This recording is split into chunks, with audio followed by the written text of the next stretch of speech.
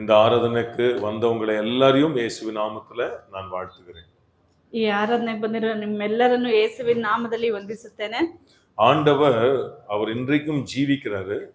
ದೇವರು ಇವತ್ತು ಜೀವಂತವಾಗಿದ್ದಾರೆ. அவர் நமக்கு ஆலோசனை கொடுப்பார். ಅವರು ಆಲೋಚನೆಗಳನ್ನ ಕೊಡುತ್ತಾರೆ. சிலருக்கு ஆண்டவர் வெளிப்படுத்துவார். ಕೆಲವರಿಗೆ ದೇವರು ವ್ಯಕ್ತವಾಗ್ತಾರೆ. நம்ம மூலமா சிலர் நமக்கு அந்த பலனை தருவார். ನಮ್ಮ ಮುಖಾಂತರ ಕೆಲವರಿಗೆ ಬಲವನ್ನ ಕೊಡ್ತಾರೆ. கிறிஸ்தவ வாழ்க்கை என்பது ஒரு பாரமான வாழ்க்கை அல்ல, பாரங்களை இறக்கி வைக்கிற வாழ்க்கை. ಕ್ರಿಸ್ತ ಜೀವಿತ ಅನ್ನೋದು ಅದು ಭಾರವಾದದ್ದಲ್ಲ, ಅದು ಭಾರವನ್ನ ಇಳಿಸುವಂತ ಜೀವಿತವಾಗಿದೆ. நிறைய பேருக்கு ஜபம்ன்றது ஒரு பாரம் ஆயிடுச்சு, உபவாசன்றது ஒரு பாரம், பைபிள் படிக்கிறது ஒரு பாரம், ஏதோ ஒரு பாரத்தை தூக்கி தலைமையில வச்ச மாதிரி தான் இருக்குது. ಅನೇಕರಿಗೆ ಪ್ರಾರ್ಥನೆ ಅಂದ್ರೇನೆ ಒಂದು ಭಾರ, ಉಪವಾಸ ಮಾಡೋದು ಭಾರ, ಅದರಿಂದ ಏನೋ ಒಂದು ಭಾರವನ್ನ ಅವರ ತಲೆ ಮೇಲೆ ಹಾಕಿಟ್ಟಿದಾರೇನೋ ಅನ್ನೋ ರೀತಿಯಾಗಿರ್ತದೆ. இது கிறிஸ்தவ வாழ்க்கை இது பாரமானதல்ல. ಆದ್ರೆ ಈ ಕ್ರಿಸ್ತ ಜೀವಿತ ಭಾರವಾದದ್ದಲ್ಲ. எப்போ பரிசுத்த ஆவியானவர் நமக்கு கொடுத்தாரோ, ಯಾವಾಗ ಪವಿತ್ರಾತ್ಮನನ್ನ ದೇವರು ನಮಗೆ ಕೊಟ್ಟಿದ್ದಾರೋ, அதனால முதல் ரட்சிக்கப்பட்டீங்களா? ಮೊದಲನೇದಾಗಿ ರಕ್ಷಣೆ ಹೊಂದಿದ್ದೀರಲ್ವಾ? இரண்டாவது பரிசுத்த ஆவியானவரை நாம் பெற வேண்டும், விரும்ப வேண்டும். ಎರಡನೇದಾಗಿ ಪವಿತ್ರಾತ್ಮವನ್ನ ನಾವು ಇಷ್ಟಪಡಬೇಕು, ಅವರನ್ನ ನಾವು ಧರಿಸಿಕೊಳ್ಬೇಕು. ஏன்னா அவர் அவங்களுக்கு பலன் தருவார், சக்திಯನ್ನು ಕೊಡುவார். ಪವಿತ್ರಾತ್ಮದು ಬಂದ್ರೆ ನಿಮಗೆ ಶಕ್ತಿಯನ್ನ ಕೊಡ್ತಾರೆ. அவர் ஒரு ஸ்திரீயை போல, பெண்ணை போல, பரிசுத்த ஆவியானவர் அவர் ஒரு பெண்ணின் குணம் அவருக்கு. ಪವಿತ್ರಾತ್ಮನು ಅವರು ಒಂದು ಹೆಣ್ಣಿನ ಸ್ವಭಾವವನ್ನು ಉಳ್ಳವರು. தாயை போல அவர் தேற்றுகிறார், ತಾಯಿಯ ಹಾಗೆ ಸಂತೈಸುವವರು, தாயை போல அவர் நம்புவார். ತಾಯಿಯ ಹಾಗೆ ನಂಬಿಸುವರು. யார் தப்பு பண்ணாலும் என் புள்ள தப்பு பண்ணிருக்க மாட்டான், அதுதான் தாயுடைய குணம். ಯಾರು ತಪ್ಪು ಮಾಡಿದ್ರು ನನ್ನ ಮಗ ತಪ್ಪು ಮಾಡಲ್ಲ ಅಂತ ತಾಯಿ ಸಪೋರ್ಟ್ ಮಾಡ್ತಾರಲ್ಲ, ಆ ಗುಣ ಪವಿತ್ರಾತ್ಮ. பரிசுத்த ஆவியானவர் இப்போ ஒவ்வொரு ஸ்திரீக்குள்ள அது பகுதியா நீங்க பார்க்க முடியும். மொத்தமா நீங்க அவர் அப்படி பார்க்கணும். ಒಂದು ಸ್ತ್ರೀಯಲ್ಲಿ ಒಂದೊಂದು ಭಾಗಗಳು ಈ ರೀತಿಯಾಗಿ ಪವಿತ್ರಾತ್ಮನ ಗುಣಗಳಿರುತ್ತೆ. ಆದ್ರೆ ಆ ಎಲ್ಲ ಒಂದು ಕಡೆ ಸೇರಿದ್ರೆ ಯಾವ ರೀತಿಯಾಗಿರ್ತದೋ ಆ ರೀತಿಯಾದವರು ಪವಿತ್ರಾತ್ಮನು. என்னை விட்டு கொடுக்காதவர், என்னை என்னை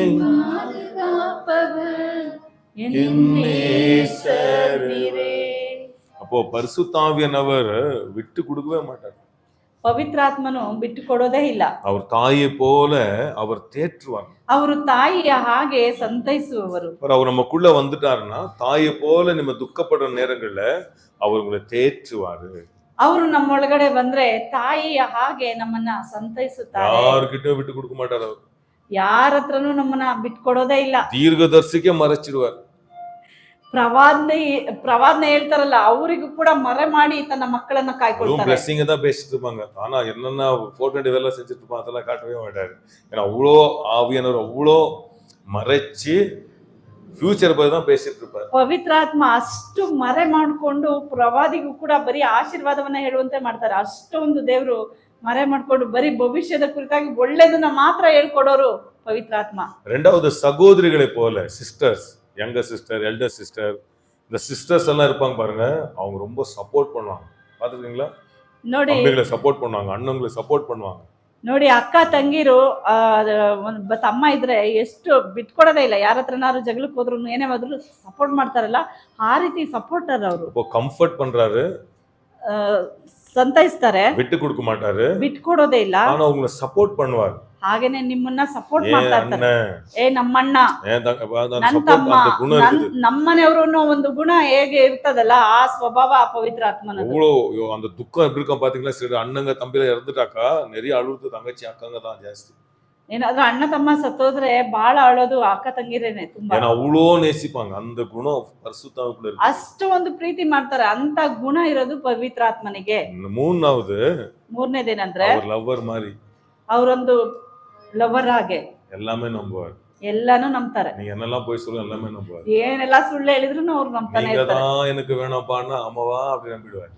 ನೀನೇ ಬೇಕು ಅಂತ ಅನ್ನುವಾಗ ನನ್ನನ್ನೇ ಕೇಳ್ತಾ ಇದಾರೆ ಅಂತ ಅಷ್ಟೇ நேசிக்கிற லவ் பண்றது பாத்துக்கிட்டா குரூப் போயே தான் இருக்கும். ಲವ್ ಮಾಡೋದು ನೋಡಿ, ಮದ್ವೆ ಆಗೋமே ಇರಂಡೋಂ, ಮದ್ವೆ ಆಗೋವರೆಗೂ ಸುಳ್ಳೇ ಹೇಳ್ತಾ ಇರ್ತಾರಲ್ಲ, ನೀನಿಲ್ಲ ಅಂದ್ರೆ ಈ ಲೋಕನೇ ಕುರುಡಾಗಿರ್ತದೆ. ಎಲ್ಲ போய் தான், ಎಲ್ಲ ಸುಳ್ಳೇನೆ. ஆனா அப்படியே எல்லாம் நம்புவாங்க. ಹಾಗಾದ್ರೆ ಹಾಗೇನೆ ನಂಬ್ತಾರೆ. ಅಪ್ಪ ಕನ್ನಡ ಅನ್ನೋದು தெரியும். ಮದ್ವೆ ಆದ್ಮೇಲೆ ಗೊತ್ತಾಗುತ್ತೆ. ಅಮ್ಮ ಅದು ಸೊನ್ನೆ, ಅವತ್ತು ಅದೇ ಹೇಳ್ದೆ, ಸೊನ್ನೆ ಈಗ ಹೇಳ್ದೆ, ಅದೆಲ್ಲ சும்மா, ಅದೆಲ್ಲ ಸುಮ್ನೆ. அந்த மாதிரி அவர் லவ்வர் மாதிரியா. நீங்க என்னெல்லாம் ஜெபம் பண்றீங்க இல்லையா, நீங்க என்ன ஆராதிக்கிறீங்களோ அப்படி அவர் நம்பிடுறாரு. ಅವ್ರೊಂದ್ ಲವರ್ ಇದ್ದ ಹಾಗೆ ಅವ್ರನ್ನ ಆರಾಧಿಸೋದು, ನಾವು ಅವ್ರನ್ನ ಪ್ರಾರ್ಥಿಸೋದು, ಏನ್ ನಾವ್ ಹೇಳ್ತೀವೋ ಅದನ್ನೆಲ್ಲ ಹಾಗೆ ನಂಬ್ತಾ ಇರ್ತಾರೆ. எந்த இடத்துல நீங்க வச்சிருக்கீங்க ஆவியானவர் அதான் சொல்லிட்டு காட்டிருக்கேன் உங்களுக்கு. ನಿಮಗೆ ನೀವು ಯಾವ ರೀತಿಯಾಗಿ ಪವಿತ್ರಾತ್ಮನ ಯೂಸ್ ಮಾಡ್ಕೊಳ್ತಾ ಇದ್ದೀರಾ ಅದನ್ನ ತೋರಿಸ್ತಾ ಇದ್ದೇನೆ. இன்னொன்னு அவர் மனைவி மாதிரி ಅವರು ಹೆಂಡತಿ ತರ ಒಂದ್ ಹೆಂಡತಿ ಹಾಗೆ ವಾರ್ನ್ பண்ணிட்டே இருப்பாங்க. ಯಾವಾಗ್ಲೂ ಎಚ್ಚರಿಸ್ತಾನೆ ಇರ್ತಾರೆ. அதான் புருஷனுக்கு பிடிக்காது. ಅದಕ್ಕೇನೆ ಹೆಂಡತಿ ಕಂಡ್ರೆ ಇಷ್ಟ ಆಗಲ್ಲ. கரெக்ட் பண்ணிட்டே இருப்பாங்க. ಯಾವಾಗ್ಲೂ ಸರಿ ಮಾಡ್ತಾನೆ ಇರ್ತಾರೆ. நம்ம வாழ்க்கையில கரெக்ட் பண்றவங்க வார்ன் பண்றவங்க தேவை. ನಮ್ಮ ಜೀವಿತದಲ್ಲಿ ಎಚ್ಚರಿಸೋರು, ಸರಿಪಡಿಸೋರು ಬಹಳ ಅಗತ್ಯವಾಗಿ ಬೇಕು. நம்ம கூட ஒருத்தர் கரெக்ட் பண்றாங்கன்னா உண்மையிலே அது பாக்கியவான். ನಮ್ಮನ್ನ ಯಾರಾದ್ರೂ ಸರಿ ಮಾಡ್ತಾ ಇದಾರೆ ಅಂತಂದ್ರೆ ಅಂತವ್ರು ನಿಜವಾಗ್ಲೂ ಭಾಗ್ಯವಂತರು. வார்ன் பண்ணுவாங்க, ಎಚ್ಚರಿಸ್ತಾರೆ, கரெக்ட் பண்ணுவாங்க, ಸರಿಪಡಿಸ್ತಾರೆ, என்கரேஜ் பண்ணுவாங்க. ಉತ್ಸಾಹ ಪಡಿಸ್ತಾರೆ, ಎನ್ಕರೇಜ್ அதான் ಮಾಡ್ತಾರೆ. நிறைய மனைவிமாருக்கு நான் சொல்றேன், ಅನೇಕ ಹೆಣ್ಮಕ್ಳಿಗೆ ಹೇಳ್ತಾನೆ, வெறும் திட்டே இருக்காதீங்க புருஷனை. ಯಾವಾಗ್ಲೂ ಗಂಡನ ಬೈಕೊಂಡೇ ಇರ್ಬೇಡ್ರಿ. கஷ்டமான சூழ்நிலையில ಕಷ್ಟವಾದ ಸಮಯದಲ್ಲಿ அவங்க கூட இருக்கங்க பயப்படாதீங்க அப்படின்ற வார்த்தைகளை சொல்லுங்க. அது அவங்கள பூஸ்ட் அப் பண்ணிடும். ಭಯ ಪಡ್ಬೇಡ್ರಿ, ನಾನ್ ನಿಮ್ ಜೊತೆ ಇದ್ದೀನಿ, ನಾನ್ ನೋಡ್ಕೊಳ್ತೀನಿ, ಆ ರೀತಿಯಾಗಿ ಹೇಳ್ರಿ. ಅದು ಗಂಡನಿಗೆ ತಾಕತ್ ಕೊಡ್ತದೆ. வெறும் கம்ப்ளைண்ட் பண்ற மனைவியா இருக்க கூடாது. ಯಾವಾಗ್ಲೂ ಗಂಡನ ಬಗ್ಗೆ ಹೋಗಿ ದೂರ ಹೇಳೋರೇ ಆಗಿರ್ಬಾರ್ದು. அப்பப்பா தூங்கிட்டே இருப்பான், ಯಾವಾಗ ನೋಡಿದ್ರು ನಿದ್ದೆ ಮಾಡ್ತಾ ಇರ್ತಾರೆ. வீட்டுல அம்மன் அவங்க அம்மா வீட்டு போனாவே பல கம்ப்ளைண்ட் மூட்டை எடுத்துட்டு போயிட்டு அம்மன் அவங்க வேற ஏதோ சொல்யூஷன் எடுத்து வந்துருவாங்க. அப்படி இருந்துடக்கூடாது. ತವ್ರ ಮನೆಗೆ ಹೋದ್ರೆ ಗಂಡನ ಮನೆದೆಲ್ಲ ಪ್ರಾಬ್ಲಮ್ ತಗೊಂಡೋಗಿ ಅಲ್ಲಿ ಸುತ್ತ ಅಲ್ಲಿಂದ ಏನೋ ಸಜೆಷನ್ ತಗೊಂಡ್ ಬಂದಿರ್ತಾರೆ. ಆ ರೀತಿಯಾಗಿ ಇರಬಾರ್ದು. அவர் பரிசுத்தானுடைய கேரக்டர் அப்படிதான். வார்ன் பண்ணுவாரு, கேட்கலையா சரண்டர். ಪವಿತ್ರಾತ್ಮ ಹಾಗೆ ಎಚ್ಚರಿಸಿದರೆ ಕೇಳಿಲ್ಲ ಅಂತಂದ್ರೆ ಅವ್ರು ಸೈಲೆಂಟ್ ಆಗ್ಬಿಡ್ತಾರೆ. கொஞ்சம் கரெக்ட் பண்ண விட்டு கொடுத்தீங்கன்னா, ನೀವು ಸ್ವಲ್ಪ ಕರೆಕ್ಟ್ ಆಗೋದಕ್ಕೆ ಬಿಟ್ಕೊಟ್ಬಿಟ್ರೆ உங்களை அலங்கரிச்சிடுவாங்க. ನಿಮ್ಮನ್ನ ಅಲಂಕಾರ ಮಾಡ್ತಾರೆ.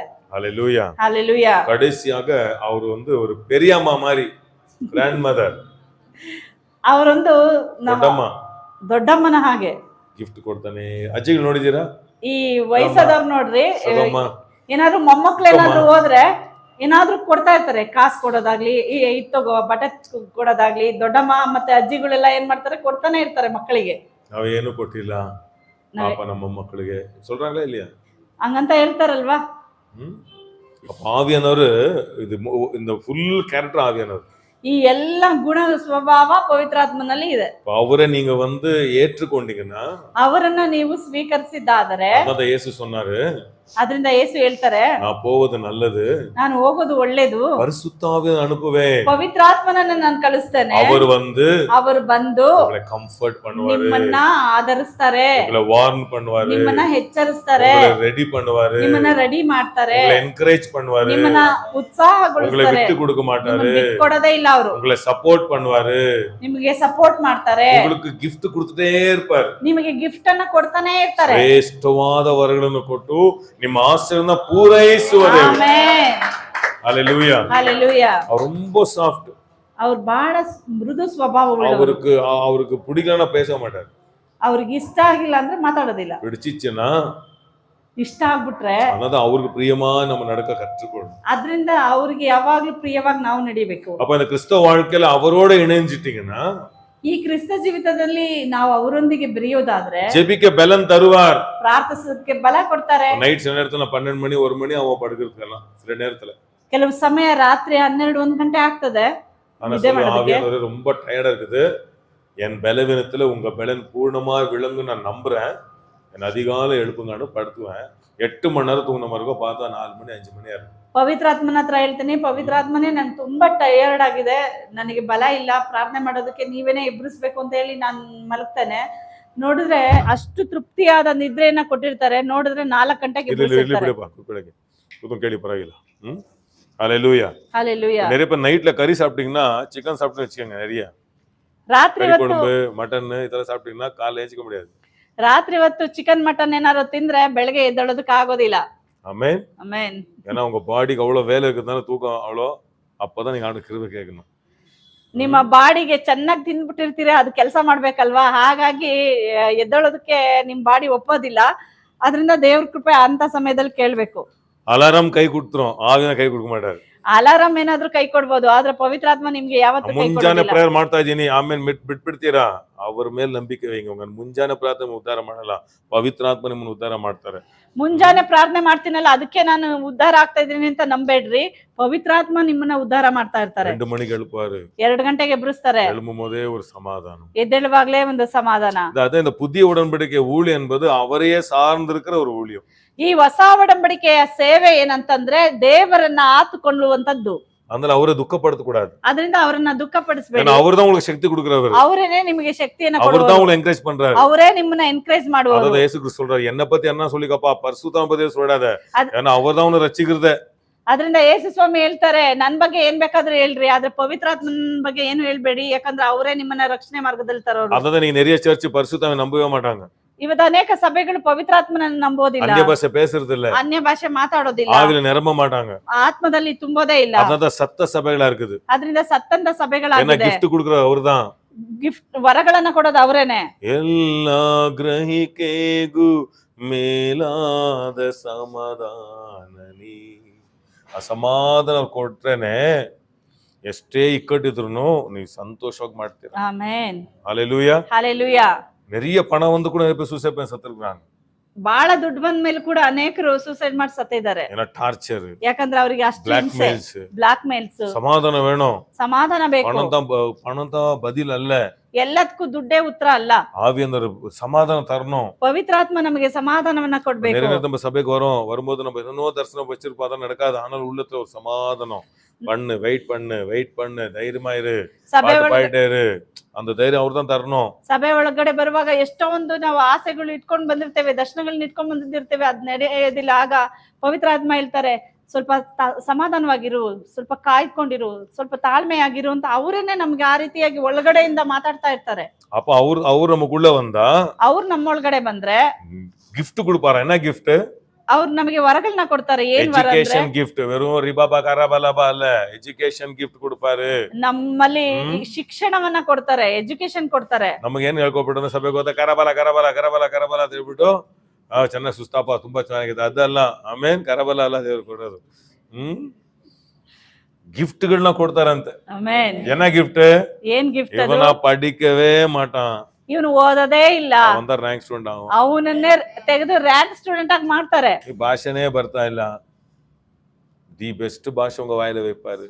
ಶ್ರೇಷ್ಠವಾದ ಭಾಷೆ ಮಾತಾಡುವಂತೆ ದೇವ್ರು ನಿಮ್ ಬಾಯಲ್ಲಿ ಇರ್ತಾರೆ. இந்த வேலையே செய்ய முடியலையே, ಈ ಕೆಲಸ ಮಾಡಕ್ಕೆ ಆಗ್ತಾ ಇಲ್ವಲ್ಲ, தி பெஸ்டா செய்வீங்க, ಅದನ್ನೇ ನೀವು ಶ್ರೇಷ್ಠವಾಗಿ ಮಾಡಿ ಮುಗಿಸ್ತೀರಿ. எதெல்லாம் உனக்கு நெகட்டிவ் வந்திருக்குதோ அதெல்லாம் மைண்ட்ல வச்சுக்கணும். ಯಾವ್ದೆಲ್ಲ ನಿಮ್ ಕೈಲಿ ಆಗಲ್ಲ ಅಂತ ಇದೀರಾ ಅದನ್ನೆಲ್ಲ ನಿಮ್ ಮೈಂಡ್ ಅಲ್ಲಿ ಇಟ್ಕೊಳ್ರಿ. எனக்கு சொன்னாங்க, நீ ஒண்டியெல்லாம் ஊழியம் பண்ணல முடியாது. ನನಗೆ ಒಬ್ರು ಹೇಳಿದ್ರು, ನೀನ್ ಒಂಟಿಯಾಗಿ ಸೇವೆ ಮಾಡೋದಕ್ಕೆ ಆಗೋದೇ ಇಲ್ಲ, சப்போர்ட் வேணும், ನಿನ್ ಸಪೋರ್ಟ್ ಬೇಕು, பாஸ்டர் சப்போர்ட் இருக்கணும், ಪಾಸ್ಟರ್ ಸಪೋರ್ಟ್ ಬೇಕು, பாஸ்டர்ஸ் மீட்டிங் போகணும், ಪಾಸ್ಟರ್ ಮೀಟಿಂಗ್ ಹೋಗ್ಬೇಕು. நாளைக்கு ஏதாவது உனக்கு ஆச்சுன்னா யார் வருவா? ನಿನಗೆ ಏನಾದ್ರೂ ಆದ್ರೆ ಯಾರು ಬಂದ್ ನಿಂತ್ಕೋತಾರೆ? ஒண்டியெல்லாம் நீ பண்ணவே முடியாது, ಒಂಟಿಯಾಗಿ ಮಾಡೋಕೆ ಆಗಲ್ಲ ಅಂದ್ರು. ஒண்டியதான் போயிட்டு இருக்கோம். ಆದ್ರೆ ಇವತ್ತು ಒಂಟಿಯಾಗಿ ನಾನ್ ಮಾಡ್ತಾ ಇದ್ದೀನಿ. ஆவியானவர் பலன் தந்தாரு, ಪವಿತ್ರಾತ್ಮ ನನಗೆ ಬಲವನ್ನ ಕೊಟ್ಟು, ஃபியூனரல் பண்ணிருக்கிறோம், மேரேஜ் பண்ணிருக்கிறோம், எத்தனை பிரச்சனை சந்திச்சிருக்கிறோம், அவர் நம்ம கூட இருந்திருக்காரு. ಸಾವಿನ ಕಾರ್ಯವನ್ನ ಮಾಡಿದ್ದೇವೆ, ಮದ್ವೆ ಕಾರ್ಯಗಳನ್ನ ಮಾಡಿದ್ದೇವೆ, ಅನೇಕ ಕಾರ್ಯಗಳನ್ನ ಮಾಡಿದ್ದೇವೆ, ಅನೇಕ ಸಮಸ್ಯೆಗಳನ್ನ ನಾವು ಎದುರಿಸಿ ಬಂದಿದ್ದೇವೆ. பெரிய பெரிய பிரச்சனை வரும்போது, ದೊಡ್ಡ ದೊಡ್ಡ ಸಮಸ್ಯೆ ಬರುವಾಗ, போலீஸ் ஸ்டேஷன் போனா கூட, ಪೊಲೀಸ್ ಸ್ಟೇಷನ್ ಅಲ್ಲಿ ಕೂಡ ஆவியானவர் நீங்க வாங்க, ಪವಿತ್ರಾತ್ಮನೇ ನೀವು ನಮ್ ಜೊತೆ ಬನ್ನಿ ಅಂತ ಹೇಳುವಾಗ ಅವ್ರು ನಮ್ಗೆ ಸಹಾಯ ಮಾಡಿದ್ದಾರೆ. புரியுதா? ஹல்லேலூயா. நம்ம ஐ மீன் ಟೋಟಲ್ ಕಂಟ್ರೋಲ್ ಹೋಲಿ ಸ್ಪಿರಿಟ್ தான். ಅದರಿಂದ ಹೊಸ ಒಡಂಬಡಿಕೆಯ ಸಭೆಯ ಕಂಟ್ರೋಲ್ನೇ ಪವಿತ್ರಾತ್ಮನು. அதான் வெளிப்படுத்தல் 1ஆம் அதிகாரத்தை பாத்தீங்கன்னா 2ஆம் அதிகாரத்துல 7 ಸಭೆಗಳಿಗೆ ದೇವರಾತ್ಮನು ಹೇಳುವುದನ್ನ ಕಿವಿಯುಳ್ಳವನು ಕೇಳಲಿ. ಅದರಿಂದ ಪ್ರಕಟಣೆ ಗ್ರಂಥದಲ್ಲಿ ಬರ್ದಿದೆ, 7 ಸಭೆಗಳಿಗೆ ಪವಿತ್ರಾತ್ಮ ದೇವರು ಹೇಳೋದನ್ನ ಕಿವಿ ಉಳ್ಳವನು ಕೇಳಲಿ ಅಂತ ಹೇಳಿ. ಬಿಷಪ್ ಹೇಳೋದು ಕೇಳಲಿ, ಅಪೋಸ್ತಲರು ಹೇಳೋದು ಕೇಳಲಿ ಅಂತ ಬರ್ದಿಲ್ಲ, ಪವಿತ್ರಾತ್ಮನು ಹೇಳೋದನ್ನ ಕೇಳ. 7 ಸಭೆக்கு ಅಧ್ಯಕ್ಷ ಯಾರು? ಪವಿತ್ರಾತ್ಮ. ಆಮೆನ್. ஹல்லேலூயா. ஹல்லேலூயா. அப்போ இந்த ஹோலி ஸ்பிரிட்டை நம்ம அவருக்கு பிரியமா நீங்க நடந்தீங்கன்னா, ಪವಿತ್ರಾತ್ಮನಿಗೆ ನೀವು ಪ್ರಿಯವಾಗಿ ನಡೆಯುವುದಾದ್ರೆ அவர் உட்கார வச்சு பைபிள் படிக்க வைப்பார். ಅವ್ರು ನಿಮ್ಮನ್ನ ಕೂರಿಸ್ತಾರೆ ಬೈಬಲ್ ಓದೋದಕ್ಕೆ. சில மெசேஜ் எல்லாம் உட்கார்ந்து முடிச்சிடலாம், இல்ல இன்னும் கேளு, அவர் தான் உட்கார வைப்பார். ಸಾಕು ಅಂತ ನೀವ್ ಹೇಳಿದ್ರು ಕೂಡ ನಿಮ್ಮಲ್ಲಿ ಆ ಶಕ್ತಿಯನ್ನ ತಂದು ಕುತ್ಕೊಳ್ಳುವಂತೆ ಮಾಡ್ತಾರೆ. வர சேலஞ்சஸ் எவ்வளவு போராட்டம் வந்தாலும் தைரியமா ஒண்ணும் நடக்காது, நான் கூட இருக்கேன், நான் உனக்கு ஜெயத்தை கொடுப்பேன் அப்படி உங்களுக்கு அந்த உற்சாகத்தை தருவார். ಎಷ್ಟೋ ಚಾಲೆಂಜಸ್ ಬರುವಾಗ, ಸಮಸ್ಯೆಗಳು ಬರುವಾಗ ನಾನಿದ್ದೀನಿ ನಿನ್ ಜೊತೆಲಿ ಧೈರ್ಯವಾಗಿರು ಅಂತ ಹೇಳಿ ನಮ್ಮನ್ನ ಉತ್ಸಾಹ ಪಡಿಸ್ತಾ ಇರ್ತಾರೆ. வாழ்க்கையிலும் எக்ஸாம்ல ஃபெயில் ஆன கூட பயப்படாத, 7 வாட்டி ஃபெயில் ஆன திருப்பி நான் பாஸ் ஆகலாம், தைரியமா நீ ஃபேஸ் பண்ணு. அந்த தைரியத்தை உற்சாகத்தை அவர் தான் கொடுப்பார். ಜೀವಿತದಲ್ಲಿ ಒಂದ್ ವೇಳೆ ಸೋಲಿದ್ರು, ಎಕ್ಸಾಮ್ ಅಲ್ಲಿ ಫೇಲ್ ಆಗಿದ್ರು ಅವ್ರು ಹೇಳ್ತಾರೆ ಪರವಾಗಿಲ್ಲ, ಎಷ್ಟು ಸರಿ ಫೇಲ್ ಆದ್ರೂ ನಾನ್ ನಿನ್ಗೆ ಸಹಾಯ ಮಾಡ್ತೀನಿ ಅಂತ ಹೇಳಿ ಆ ರೀತಿಯಾಗಿ ನಮ್ಮನ್ನ ಧೈರ್ಯ ಪಡಿಸ್ತಾ இப்போ ಇರ್ತಾರೆ. அவருக்கு என்ன பிடிக்கும்னா ಅವ್ರಿಗೆ ಏನ್ ಇಷ್ಟ ಅಂದ್ರೆ அவர் சமூகத்துல காத்திருப்பது அவருக்கு ரொம்ப பிடிக்கும். ಅವ್ರ ಬಳಿಲಿ ಹೋಗಿ ನಾವು ಕಾಯ್ಬೇಕು, ಅದಿಷ್ಟ. ஏன்னா இந்த உலகத்துல சாத்தான் தலைதான் நசுக்குனாரு, இன்னும் ஒருதான் இருக்கிறான். ಸೈತಾನಿನ ತಲೆಯನ್ನ ಯೇಸು ಸ್ವಾಮಿ ಜಜ್ಜಿಬಿಟ್ರು, ಆದ್ರೆ ಅವನ ಶರೀರದಲ್ಲಿ ಇನ್ನೂ ಸ್ವಲ್ಪ ಉಸಿರಿದೆ. இந்த பாம்பு பாத்தீங்களா, தோலை உரிக்கும், பாத்துருக்கீங்களா? ಹಾವು ನೋಡಿದ್ರ ಚರ್ಮನ ಬಿಡುತ್ತೆ ಅದು. அப்போ ಅದು ಚರ್ಮ ಬಿಟ್ಬಿಟ್ರೆ ಅದು ಫ್ರೆಶ್ ಆಗಿ ಬಿಡುತ್ತೆ. ಆ ಚರ್ಮ ಅದಕ್ಕೆ ಟೈಟ್ ಆದಂಗಿರುತ್ತೆ. ಯಾವಾಗ ಅದನ್ನ ಬಿಡುತ್ತೋ ಅವಾಗ ಅದು ಬಾಡಿ ಫ್ರೀ ಆಗ್ತದೆ. புது புது டெக்னிக்ஸ்ல வரான் பிசாசு, பழைய டெக்னிக்ல வரமாட்டான். ಸೈತಾನು ಕೂಡ ಹೊಸ ಹೊಸ ಟೆಕ್ನಿಕಲ್ ಬರ್ತಾನೆ. ನಮ್ಗೆ ಯಾರು ಫೋನ್ ಮಾಡಿ ನಮ್ಮನ್ನೆಲ್ಲ ಏಮರ್ಸಕ್ ಸಾಧ್ಯನೇ ಇಲ್ಲ ಅಂತ ಹೇಳೋರು ಬೇರೆ ಎಲ್ಲ ಏಮಾರ್ಬಿಡ್ರಿ. அவன் வேற ஒரு ஸ்கில்ஸ், ஐ மீன் ஸ்கீம்ஸ் எடுத்து வந்துட்டே இருக்கான். ಅವನು ಬೇರೆ நடந்துருக்கு பாத்தீங்களா, ಬೇರೆ ಸ್ಕೀಮ್ ಹಾಕೊಂಡೇ ಬರ್ತಾ ಇರ್ತಾನೆ. ಎಷ್ಟು ಚೀಟಿಂಗ್ ನೋಡಿ, புது ஸ்கீம்ஸ் ಹೊಸದ ಕಂಡುಹಿಡಿತಾ ಇರ್ತಾನೆ ಅವನು ಕೂಡ.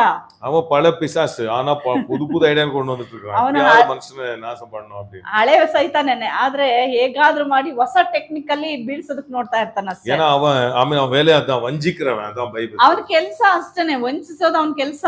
அதே போல கழுகு கூட ತನ್ನ ಸಟ್ಟೆಯ ಪುದಿದಾಯಿ ಮಾತಿಕೊಳ್ಳ வேண்டும். ಅದೇ ರೀತಿಯಾಗಿ ಹದ್ದು ಕೂಡ ತನ್ನ ರೆಕ್ಕೆಗಳನ್ನ ಬಿಚ್ಚಿ ಅದು ಹೊಸದಾದದನ್ನ ತುಂಬಾ ಸ್ಪಿರಿಚುವಲ್ ಡಲ್ ಆಗಿ ಬಿಟ್ಟಿದ್ದೀರಾ, ಆಮೇಲೆ ಅಂತವ್ರನ್ನ ಭೇಟಿ ಮಾಡೋದು. ಅದಕ್ಕೆ ಏನ್ ಮಾಡ್ಕೋ, ಅನೇಕ ಸಮಯ ಕಿತ್ಕೊಳ್ಬೇಕು, ಎಲ್ಲಾನು ಕಿತ್ತು ಓಡ್ಕೊಂಡು ಕಾಯಬೇಕು ದೇವ ಸಮ್ಮುಖದಲ್ಲಿ.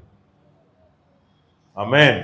இந்த டிசம்பர் மாதம் கொஞ்சம் ஆண்டு சமூகத்துல காத்திருந்து நல்ல நன்றி சொல்ல கத்துக்கணும். ಈ ಡಿಸೆಂಬರ್ ತಿಂಗಳಲ್ಲಿ ದೇವರ ಸಮ್ಮುಖದಲ್ಲಿ ಕಾದು ದೇವರಿಗೆ ಸ್ತೋತ್ರವನ್ನ ಹೇಳೋದನ್ನ ಕಲಿಯಿರಿ. புதிய பலன் அடைவீர்கள், ಹೊಸ ಬಲ ಹೊಂತೀರಿ. ஏன்னா நெக்ஸ்ட் இயர்ல அவன் என்னென்ன ஸ்கீம்ஸ் கொண்டு வரணும் இல்லையோ, அவனை எடுத்து என்ன பண்ணலாம், எடுத்து ஈஸியா ஜெயிச்சுட்டு முன்னாடி போயிட்டே. ಅವನು ನೆಕ್ಸ್ಟ್ ಇಯರ್ಗೆ ಹೊಸ ಸ್ಕೀಮ್ ಹಾಕಿದ್ರು ಕೂಡ ಅದನ್ನೆಲ್ಲ ನಾವು ಕ್ಯಾನ್ಸಲ್ ಮಾಡಿ ಅವನ್ನ ಇದ್ ಮಾಡಿ ನಾವು ಮೇಲೆ ಹೋಗ್ಬೋದು. இப்படி ஆயிடும், அது பீக்கலாம், அப்போ கல்ல உடைச்சுக்குமா, அதே உடைச்சிடும்.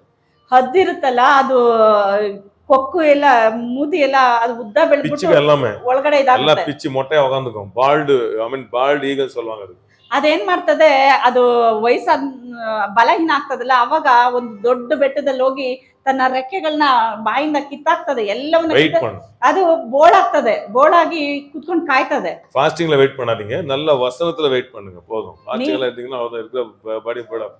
ನೀವು ಹೋಗಿ ಅದೇ ರೀತಿಯಾಗಿ ಕುತ್ಕೊಳ್ತೀನಿ ಅಂತ ಫಾಸ್ಟಿಂಗ್ ಅಲ್ಲಿ ನಿಮ್ಮನ್ನ ನೀವು ಬರ್ನ್ ಮಾಡ್ಕೊಂಡು ಕುತ್ಕೋಬೇಡಿ. ஆண்டு வார்த்தையிலும் அவருடைய சமூகத்துல ஒரு நாளுக்கு ஒரு மணி நேரம் தனியா என்ன பண்ணுங்க, இந்த டிசம்பர் மாதத்துல கொஞ்சம் விட்டு கொடுங்க ஆண்டவர். ದೇವರ ವಾಕ್ಯದಲ್ಲಿ, ದೇವರ ಸಮ್ಮುಖದಲ್ಲಿ 1 ಗಂಟೆ ದಿನಕ್ಕೆ 1 ಅವರ್ ಹೋಗಿ ದೇವರ ಸಮ್ಮುಖದಲ್ಲಿ ಕುತ್ಕೊಳ್ರಿ. ஏன்னா தீர்க்கதரிசனமா சொல்றேன், ಪ್ರವಾದನೆಯಾಗಿ ಹೇಳ್ತಾನೆ, ரொம்ப ஹையா நீங்க பறக்க போறீங்க. ನೀವು ಬಹಳ ಉನ್ನತವಾಗಿ ಹೋಗ್ತೀರಿ. உங்க பலத்துல பறந்தது கொஞ்சம் தூரம் தான். ಆಮೆನ್. ನಿಮ್ಮ ಬಲದಲ್ಲಿ ಹಾರೋದು ನೀವು ಸ್ವಲ್ಪ ದೂರ ಮಾತ್ರ. ನೆಕ್ಸ್ಟ್ ಆಂಡವರು புதிய பலனை தர போகிறார். ನೆಕ್ಸ್ಟ್ ದೇವರು ನಿಮಗೆ ಹೊಸ ಬಲವನ್ನ ಕೊಡ್ತಾರೆ. ಅದ ನಮ್ಮ ಫೈಟ್ ಒಂದು ಗ್ರೌಂಡ್ ಲೆವೆಲ್ ಅಲ್ಲ. ಅದರಿಂದ ನಮ್ಮ ಫೈಟ್ ಬಂದು ನೆಲದ ಲೆವೆಲ್ ಅಲ್ಲ. ಅದಾದ இந்த ಕಳುகும் இந்த பாம்பு வந்து பூமியில சண்டை போடுறது நீங்க பார்க்க முடியாது. ನೋಡಿ, ಈ ಹದ್ದು ಮತ್ತೆ ಹಾವು ಜಗಳ ಮಾಡುತ್ತಲ್ಲ, ಅದು ನೆಲದ ಮೇಲೆ ನಿಂತ್ಕೊಂಡು ಜಗಳ ಮಾಡೋದಿಲ್ಲ. ಅದು என்ன பண்ண போய் பிடிச்சிட்டு மேல போய்டும் ಅವಳ ಮೇಲೆ. ಫಸ್ಟ್ ಆ ಹದ್ದು ತನ್ನ ಕಾಲ್ಗಳಲ್ಲಿ ಹಾವನ್ನ ಇಟ್ಕೊಂಡು ಮೇಲೆ ಹೋಗ್ತದೆ. ಮೇಲೆ போய் என்ன பண்ணும், சரியா ಮೇಲೆ ಹೋಗಿ ಬಂಡೆ ಮೇಲೆ ಬಿடும். ಅದು ಹೋಗಿ ಬಂಡೆ ಮೇಲೆ ಹಾಕ್ತದೆ. ಅದು ಕೀಳು ಒಂದು ಅವಳು ಸುಸ್ತಾಯಿಡುತ್ತೆ. ಅದು ಕೆಳಗಡೆ ಬಿದ್ದ ತಕ್ಷಣ ಹಾವಿಗೆ ಬಲಹೀನ ಆಗ್ತದೆ. ತಿರುಗಿ ಆ ಹಾವನ್ನ ಮತ್ತೆ ಮೇಲೆ ಎತ್ಕೊಡ್ತದೆ. அதான் நம்ம பிரேயர்ல தான் நம்முடைய வாழ்க்கையில வெற்றியை நம்ம பார்க்கணும். ಅದರಿಂದ ನಮ್ಮ ಜೀವಿತದಲ್ಲಿ ಜಯ ನೋಡ್ಬೇಕಂದ್ರೆ ಪ್ರಾರ್ಥನೆಯಲ್ಲಿ ನಾವು ನೋಡ್ಬೋದು. ಅದ್ರ ಸ್ಪಿರಿಚುವಲ್ ಫೈಟ್ ಇದೆ. புது பலனை பெற்று ಹೊಸ ಬಲವನ್ನ ಹೊಂದಿ அந்த பிரச்சனை ஆண்டு சமூகத்துல மேலே கொண்டு போகணும். ಆ ಸಮಸ್ಯೆಯನ್ನ ದೇವರ ಸಮ್ಮುಖದಲ್ಲಿ ಕೂತ್ಕೊಂಡು ನೀವು ಮೇಲೆ ತಗೊಂಡು ಹೋಗಿ. பிரேயருக்கு டைம் இல்லனா, ಪ್ರೇಯರ್ ಮಾಡೋದು ಟೈಮ್ ಇಲ್ಲ ಅಂದ್ರೆ ரொம்ப ஏன்னா அட்டாக் பண்ணிட்டே தான் இருக்கான். ಅವನು ಯಾವಾಗ್ಲೂ ಅಟ್ಯಾಕ್ ಮಾಡ್ತಾನೆ ಇರ್ತಾನೆ. நம்மள ಸೋಲ್ಜರ್ಸ್ ಮರೆದು ಕೂಡ ಫೈಟ್ ಇರ್ತೀವಿ. ನಾವು ಯಾವಾಗ್ಲೂ ಒಂದು ಸೈನಿಕರನ್ನ ಮರಿಬೇಡ್ರಿ. ಯಾವಾಗ್ಲೂ ಹೋರಾಡ್ತಾ ಇರ್ತಾರೆ ಆಂಡவர். ಸ್ಟಾರ್ ಕೊಡ್ತಾನೆ ಇರ್ತಾರೆ. நீங்க நீங்க ஜெயிக்க ஸ்டார் வந்துட்டே தான் இருக்கும். ನೀವು ಎಷ್ಟು ಜಯಿಸ್ತಾ ಇರ್ತೀರಾ ಅಷ್ಟು ಸ್ಟಾರ್ಗಳು ನಿಮ್ಮ ಮೇಲೆ ಬರ್ತದೆ. ಎಷ್ಟು ಜೆಬಿ ಪ್ರೇಯರ್ பண்றಲ್ಲ, எவ்வளவு ஜெயிக்கிறீங்க. ನೀವು ಎಷ್ಟು ಪ್ರಾರ್ಥನೆ ಮಾಡ್ತೀರಾ ಅನ್ನೋದಲ್ಲ, ನೀವು ಎಷ್ಟು ಜಯಿಸ್ತೀರಾ. ಜಯಿಸೋದೇಕೇನೆ ಪ್ರೇಯರ್. ಆಮೆನ್. ಕಾಯ್ತಾ ಇದ್ದಾರೆ ದೇವ್ರ ಸಮ. சும்மா உட்காந்துக்கங்க, நல்ல வசனத்தை கேளுங்க, பைபிள் படிக்கிறதுக்கு போர் அடிக்குதா மெசேஜை ಕೇಳುங்க, ದೇವ್ರ ಸಮ್ಮುಖದಲ್ಲಿ ಹೋಗ್ರಿ, ಪ್ರಾರ್ಥಿಸ್ರಿ. ಒಂದ್ ವೇಳೆ ಪ್ರಾರ್ಥಿಸಕ್ ನಿಮಗೆ ಬೋರ್ ಅನ್ನಿಸ್ತಾ ಇದೆ, ವಾಕ್ಯಗಳು ತಗೊಳ್ರಿ, ಸಂದೇಶಗಳನ್ನ ಕೇಳ್ರಿ. கொஞ்சம் டிசிப்ளின் மாத்திக்கங்க. ಸ್ವಲ್ಪ ಕ್ರಮ ಪಡಿಸ್ಕೊಳ್ಳಿ ಜೀವಿತವನ್ನ. எப்ப பாரு எப்பனா படிக்கிறது, எப்பனா தூங்குறது, எப்பயாவது சாப்பிடுறது, அப்படி இல்ல. கொஞ்சம் சிஸ்டமேட்டிಕ್ வாங்க. ಯಾವಾಗ್ಲೋ ತಿನ್ನೋದು, ಯಾವಾಗ್ಲೋ ಮಲ್ಗೋದು, ಯಾವಾಗ್ಲೋ ಓದೋದು, ಯಾವಾಗ್ಲೋ ಪ್ರಾರ್ಥನೆ ಮಾಡೋದು, ಆತರ ಮಾಡ್ಕೋಬೇಡಿ. ಸ್ವಲ್ಪ ನಿಮ್ಮ ಲೈಫ್ ನ எங்கேயும் ஓடாது, எல்லாம் இருக்கும், யூடியூப்ல இருக்கும். நிதான ஃபர்ஸ்ட் நீங்க நிக்கிறத பாருங்க. அதுல எல்லு ಹೋಗೋದಿಲ್ಲ. வந்துச்சாம பிக்சர் முச்சிடலாமே, பிக்சர் பார்த்தோம், அந்த பிக்சர், அதெல்லாம் ஓடாதீங்க, அதெல்லாம் இருக்கும். ಅಯ್ಯೋ ಅದನ್ನ ನೋಡೋಣ, ಇದು ನೋಡೋಣ, ಥಿಯೇಟರ್ வாங்கி ಥಿಯೇಟರ್ பண்ணி உட்கார்ந்து பாருங்க, அந்த நாள் வரும். ಅದನ್ನ ನೋಡೋಣ, ಇದು ನೋಡೋಣ ಅಂತ ಹೇಳಿ ನಿಮ್ಮ ಸಮಯ ವ್ಯರ್ಥ ಮಾಡ್ಕೋಬೇಡಿ. ಅದೆಲ್ಲ ಒಂದಿನ ಸಿಗ್ತದೆ. ನಿಮಗೆ ಟೈಮ್ ಇದ್ರೆ ಒಂದಿನ ಮನೇಲಿ ಥಿಯೇಟರ್ ತರ ಮಾಡ್ಕೊಂಡೆ ಕೂಡ ನೋಡ್ಬೋದು. ಈಗ ದೇವ್ರ ವಾಕ್ಯಕ್ಕೆ ಮುಖ್ಯತ್ವ ಕೊಡ್ರಿ. அதனால ஒரு சின்ன விஷயத்தை மட்டும் நான் சொல்லி நான் முடிக்கிறேன். ಒಂದು ಚಿಕ್ಕ ವಿಷಯವನ್ನ ಹೇಳಿ ನಾನು ಮುಗಿಸ್ತೇನೆ. ஏன்னா நம்ம சபை ரொம்ப அதிகமா குடுக்கத்தை பத்தி நிறைய பேசுறதுனால நிறைய பேருக்கு என்னடா இந்த சபை எப்ப பாரு குடுக்கத்தை பேசுறாங்களே அப்படின்னு நீங்க சில கேள்வி எழமாம இருக்கலாம். ಎಳಮುರ್ದು ಮುன்னாಡಿ ಆನ್ಸರ್ சொல்லி ಏನಪ್ಪಾ ಸಭೆಯಲ್ಲಿ ಯಾವಾಗ್ಲೂ ಕೊಡೋದ್ರ ಬಗ್ಗೆನೇ ಮಾತಾಡ್ತಾರೆ ಅಂತ ಹೇಳಿ ನಿಮ್ಗೆ ಆ ರೀತಿ ಏನಾದ್ರೂ ಅನ್ಸಿರ್ಬೋದು, ಅನ್ನಿಸ್ದೇನೂ ಇರ್ಬೋದು. ಅದಕ್ಕಿಂತ ಮುಂಚಿತವಾಗಿ ಅದ್ರ ಆನ್ಸರ್ ನಾನು ಹೇಳ್ತೇನೆ. ஏன்னா கிறிஸ்டியானிட்டி ஃபர்ஸ்ட் ஸ்டெப் என்னது? ஃபெய்த் தான். ಕ್ರಿಸ್ತ ಜೀವಿತ ಅಂತಂದ್ರೆ ಮೊದಲನೇ ಹೆಜ್ಜೆನೆ ವಿಶ್ವಾಸ. பழைய ஏற்பாட்டுல ஃபர்ஸ்ட் டெத் வந்தது எங்க தெரியுமா? ಹಳೆ ಒಡಂಬಡಿಕೆಯಲ್ಲಿ ಮೊದಲನೇ ಸಾವು ಎಲ್ಲಿ ಬಂತು ಗೊತ್ತಾ? ಹುಡುಗರதுதான், ಕೊಡೋದ್ರಲ್ಲೇನೆ. ஆண்டவரை கனம் பண்றதுதான் டெத்தே வந்துச்சு. ದೇವರನ್ನ ಘನಪಡಿಸ್ತಾನ ಇಲ್ವಾ ಅನ್ನೋದ್ರಲ್ಲೇನೆ ಸಾವು ಅಲ್ಲಿ ಬಂದಿದೆ. ಕಾಯಿನ್க்கும் ಆಬೇಲಕ್ಕೂ சண்டை வந்தது எதனால? ಕಾಯಿನ್ ಅಬೆಲ್ಗೆ ಮಧ್ಯದಲ್ಲಿ ಜಗಳ ಬಂದಿದ್ದು ಏನಕ್ಕೆ? ಫಸ್ಟ್ ಡೆತ್ ಹೆಂಗ? ಮೊದಲನೇ ಸಾವು ಯಾವ ವಿಷಯಕ್ಕಾಯ್ತು? ಹಳೆ ಒಡಂಬಡಿಕೆಯಲ್ಲಿ ಹೆಂಗ? ஆண்டவரை கனம் பண்ற விஷயத்துலதான். ಯಾವ ವಿಷಯದಲ್ಲಿ ಅಂದ್ರೆ ದೇವರನ್ನ ಘನಪಡಿಸಬೇಕು ಅನ್ನೋ ವಿಷಯದಲ್ಲಿ. ஏன் இது ரொம்ப வலியுறுத்துறான் நம்ம சபையில? ஏன் வலியுறுத்துறான்னா இதுலதான் நம்ம ನೆಕ್ಸ್ಟ್ ಸ್ಟೆಪ್ அங்கதான் இருக்கு. ಯಾಕೆ ಈ ಪಾಯಿಂಟ್ ನ ಮುಖ್ಯವಾಗಿ ನಾವು ಹೇಳ್ತೇವೆ ಅಂದ್ರೆ ಈ ವಿಷಯ ಮಾತ್ರನೇ ನಮ್ಮನ್ನ ನೆಕ್ಸ್ಟ್ ಲೆವೆಲ್ಗೆ ಕರ್ಕೊಂಡು ಹೋಗುವಂತದ್ದಾಗಿದೆ. ನ್ಯೂ ಟೆಸ್ಟ್ಮೆಂಟ್ல ಫಸ್ಟ್ ಡೆತ್ ಹೆಂಗೇನು பாத்திருக்கீங்களா? ಹೊಸ ಒಡಂಬಡಿಕೆಯಲ್ಲಿ ಮೊದಲನೇ ಸಾವು ಎಲ್ಲಾಗಿದೆ ಗೊತ್ತಾ? புதிய ஏற்பாடு எங்க ஆரம்பிக்குது தெரியுமா? ಹೊಸ ಒಡಂಬಡಿಕೆ ಎಲ್ಲಿಂದ ಆರಂಭ ಗೊತ್ತಾ? அப்போஸ்தலர் இயேசு கிறிஸ்து உயிர் தெழுந்தாரு, அப்போஸ்தலருக்கு தான் ಫಸ್ಟ್ ಸಭೆ ಆರಂಭಿக்குது. ಯೇಸು ಸ್ವಾಮಿ ಸತ್ತು ಪುನರುತ್ತನಾಗಿ ಬಂದ್ರಲ್ಲ, ಆ ನಂತರ ಬಂದಿದ್ದು ಅಪೋಸ್ತಲ ಕೃತ್ಯಗಳು. ಆ ಅಪೋಸ್ತಲ ಕೃತ್ಯದಿಂದನೇ ಹೊಸ ಒಡಂಬಡಿಕೆ ಆರಂಭ ಆಗಿದ್ದು. ಅನನ್ಯ ಸಫರ್ಯ ಸತ್ತಾங்களே, ಅನನ್ಯ ಸಫರ್ಯ ಸತ್ರು. நீ பரிசுத்தாவியானவருக்கு விரோதமாய் செயல்படுகிறாய், ನೀನು ಪವಿತ್ರಾತ್ಮನಿಗೆ ವಿರೋಧವಾಗಿ ನಡೆದುಕೊಂಡೆ. எங்களுக்கல்ல, ನೀವು நீ ஆவியானவருக்கு போய் சொல்ற. ನೀನು ನನಗಲ್ಲ, ಪವಿತ್ರಾತ್ಮನಿಗೆ ಸುಳ್ಳನ್ನೇ ಹೇಳಿದಿ. ஏன்னா அவர் ரொம்ப சென்சிட்டிவ். அவர் ಪವಿತ್ರಾತ್ಮ ಬಹಳ ಸೆನ್ಸಿಟಿವ್ ಆದವರು. பாஸ்டர் சொல்றாரு இவ்வளவு பணம் வந்துச்சுன்னு, அப்புறம் பாஸ்டர் என்ன பண்ணுவாரு? பாஸ்டர் நீங்க மறைச்சிடலாம். ஆவியானவர் ஏன்னா குடுக்கறதுலதான் உங்களுடைய உயர்வே இருக்குது. ಪಾಸ್ಟಿಗೆ ಮರೆ ಮಾಡಬೇಡಿ, ದೇವರಿಗೆಲ್ಲ ಗೊತ್ತಿದೆ. ನೀವು ಕೊಡೋದ್ರಲ್ಲೇನೆ ನಿಮ್ ಉದ್ಧಾರ ಆಗೋದು. வெளிச்சம் வரட்ட ಯೇಸು ನಾಮದಲ್ಲಿ. ಅನನ್ಯ ಸಫರ್ಯ ಬಚ್ಚಿಟ್ರಲ್ಲ, ಗಂಡನು ಒಂದೇ ಮೈಂಡು, ಹೆಂಡತಿ ಒಂದೇ ಮೈಂಡು. டெத் வந்துச்சு. இப்போ யாரும் சாக முடியாது. ಈಗ ಸ್ಪಿರಿಚುವಲ್ ಸತ್ತறாங்க நிறைய. ಇವತ್ತು ಯಾರು ಆ ರೀತಿ ಸಾಯಿಲ್ಲ, ಆದ್ರೆ ಸ್ಪಿರಿಚುವಲ್ ಸಾಯ್ತಾ ಇದ್ದಾರೆ. அத நீ விசுவாசி வேர்வை சிந்தி சிந்தி சிந்தி ஜெயிக்கணும்னு பாக்குறாங்க. ஆனா எங்க ಕನೆಕ್ಟ್ ಅವನು தெரிய மாட்டேன். ಇವತ್ತು ವಿಶ್ವಾಸಿಗಳು ಶ್ರಮ ಪಟ್ಟು ಬೆವರು ಸುರಿಸಿ ಜೀವನ ಮಾಡ್ತಾರೆ. ಆದ್ರೆ ಎಲ್ಲಿ ನಾವು ಕನೆಕ್ಟ್ ಆಗ್ಬೇಕು, ಯಾವ ವಿಷಯವನ್ನ ನಾವು ಮಾಡ್ಬೇಕು ಲೈಫ್ ಅಲ್ಲಿ ಅಂತ ಗೊತ್ತಿಲ್ಲ. எத்தனை பேருக்கு கரண்ட் போயிருக்கு? சின்ன வயசுல கரண்ட் போனா கோலை வச்சு நம்ம என்ன பண்ணுவோம், அந்த ஃபேனை சுத்துவோம். பாத்துருக்கீங்களா? பண்ணிருக்கீங்களா? அப்படி ಚಿಕ್ಕ ವಯಸ್ಸಲ್ಲಿ ಸುತ್ತಿ ಪಡ್ತೀವಿ, ಸುತ್ತಿ ಕರೆಂಟ್ ಏನಾದ್ರೂ ಹೋದ್ರೆ ಸೆಕೆಗಾಲದಲ್ಲಿ ಏನ್ ಮಾಡ್ತಾ ಇದ್ವಿ ಅಂದ್ರೆ, ಫ್ಯಾನ್ ಇರ್ತದಲ್ಲ, ಅದನ್ನ ಒಂದು ಕೋಲಲ್ಲಿ ಹಿಂಗ್ ಸುತ್ತೋದು, ರೌಂಡ್ ಮಾಡೋದು, ಆಮೇಲೆ ಮಲ್ಕೊಳ್ಳೋದು. ಮತ್ತೆ ಸೆಕೆ ಆದ್ರೆ ಮಲ್ಕೊಂಡ್ಬಿಡೋದಾಗಿ. ಆದ್ರೂ ಕೊಯ್ ಅಂತ ಸೊಳ್ಳೆ ಬರುತ್ತೆ. ಎಷ್ಟಾಗ ಅನುಭವ ಆಗಿದೆ. ಆ ರೀತಿಯಾಗಿ ಆಗುತ್ತಲ್ವಾ ಬೇಸಿಗೆ ಕಾಲದಲ್ಲಿ? அப்போ சுத்துறதே நமக்கு வேர்வைதான், சும்மா தூக்கம் வராது. ಅದನ್ನ ನಾವು ಸುತ್ತೀವಲ್ಲ, ಅದು ಕೂಡ ಶ್ರಮ, ಅದ್ರಲ್ಲೂ ಕೂಡ ಸೆಕೆ ಬರುತ್ತೆ. அது கஷ்டமே, ಅದರಲ್ಲಿ ನಿಜಕ್ಕೆ ಬರಲ್ಲ. ಕರೆಂಟ್ ಸೇವ್ ಪண்றோம், இப்படி சுத்தத்தை விட்டுட்டு கரெக்ட்டா ಕನೆಕ್ಟ್ பண்ணா ತಾನಾ ಸುತ್ತು. ಅದರಿಂದ ಕರೆಂಟ್ ಇದ್ರೂ ಕೂಡ ನೀವಾಗೆ ಸುತ್ತಬೇಡಿ, ಕರೆಂಟ್ ಹಾಕ್ರಿ, ಅದೇ ಸುತ್ತುತ್ತೆ. ಕರೆಂಟ್ ಉಳಿಸ್ಕೊಳ್ಳೋದಕ್ಕೆ ನೀವು ಸುತ್ತಕೊಂಡು ಕೂತ್ಕೊಂಡ್ಬೇಡಿ. கிறிஸ்டியன் தான், அவங்களா சுத்திட்டு இருக்காங்க, அவங்களா பண்ணிட்டு இருக்காங்க, வேற சரியா கனெக்ட் பண்றதை நீங்க கனெக்ட் பண்ணீங்கன்னா தானே சுத்துறதெல்லாம் சுத்திட்டே இருக்கும். ಸರಿಯಾಗಿ ಕನೆಕ್ಟ್ ಮಾಡೋದನ್ನ ನೀವು ಕನೆಕ್ಟ್ ಮಾಡಿದ್ರೆ ಸುತ್ತಾನೆ ಇರ್ತದೆ. நம்ம அதான் விசுவாசி நம்ம கஷ்டப்படுத்துறது எங்க கனெக்ட் ஆனா எனக்கு ஈஸி ஃப்ளோ வருதுன்னு தெரிஞ்சுக்கணும், அவ்வளவுதான். ಅದರಿಂದ ವಿಶ್ವಾಸಿಗಳು ಶ್ರಮ ಅಂತ ಶ್ರಮ ಪಟ್ಟು ಅದ್ರಲ್ಲಿ ಹೋಗೋದ್ಕಿಂತ ಎಲ್ಲಿ ಕನೆಕ್ಟ್ ಮಾಡಿದ್ರೆ ನಮ್ಗೆ ಆಶೀರ್ವಾದ ಆಗುತ್ತೆ ಅಂತ ಅದನ್ನ ತಿಳ್ಕೊಂಡ್ರೆ ಅದು ಈಸಿಯಾಗಿ ಬರ್ತದೆ. ಚೆನ್ನಾಗಿ ಕಲ್ಲಲ್ಲಿ ರುಬ್ಬಿ ಮಾಡೋದಕ್ಕಿಂತ ಟರ್ರಂತ ಆಗೂ ಇದೆ ಈಗೂ ಇದೆ, ಯಾವ್ದು ಬೇಕು ಆರಿಸ್ಕೊಳ್ಳಿ ಅಷ್ಟೇ. ಶ್ರಮನ ಕನೆಕ್ಷನ್. ஹல்லேலூயா. ஹல்லேலூயா. அப்போ ஃபர்ஸ்ட் டெத் ஓல்ட் டெஸ்டமென்ட்ல கொடுக்கிற விஷயம் தான்.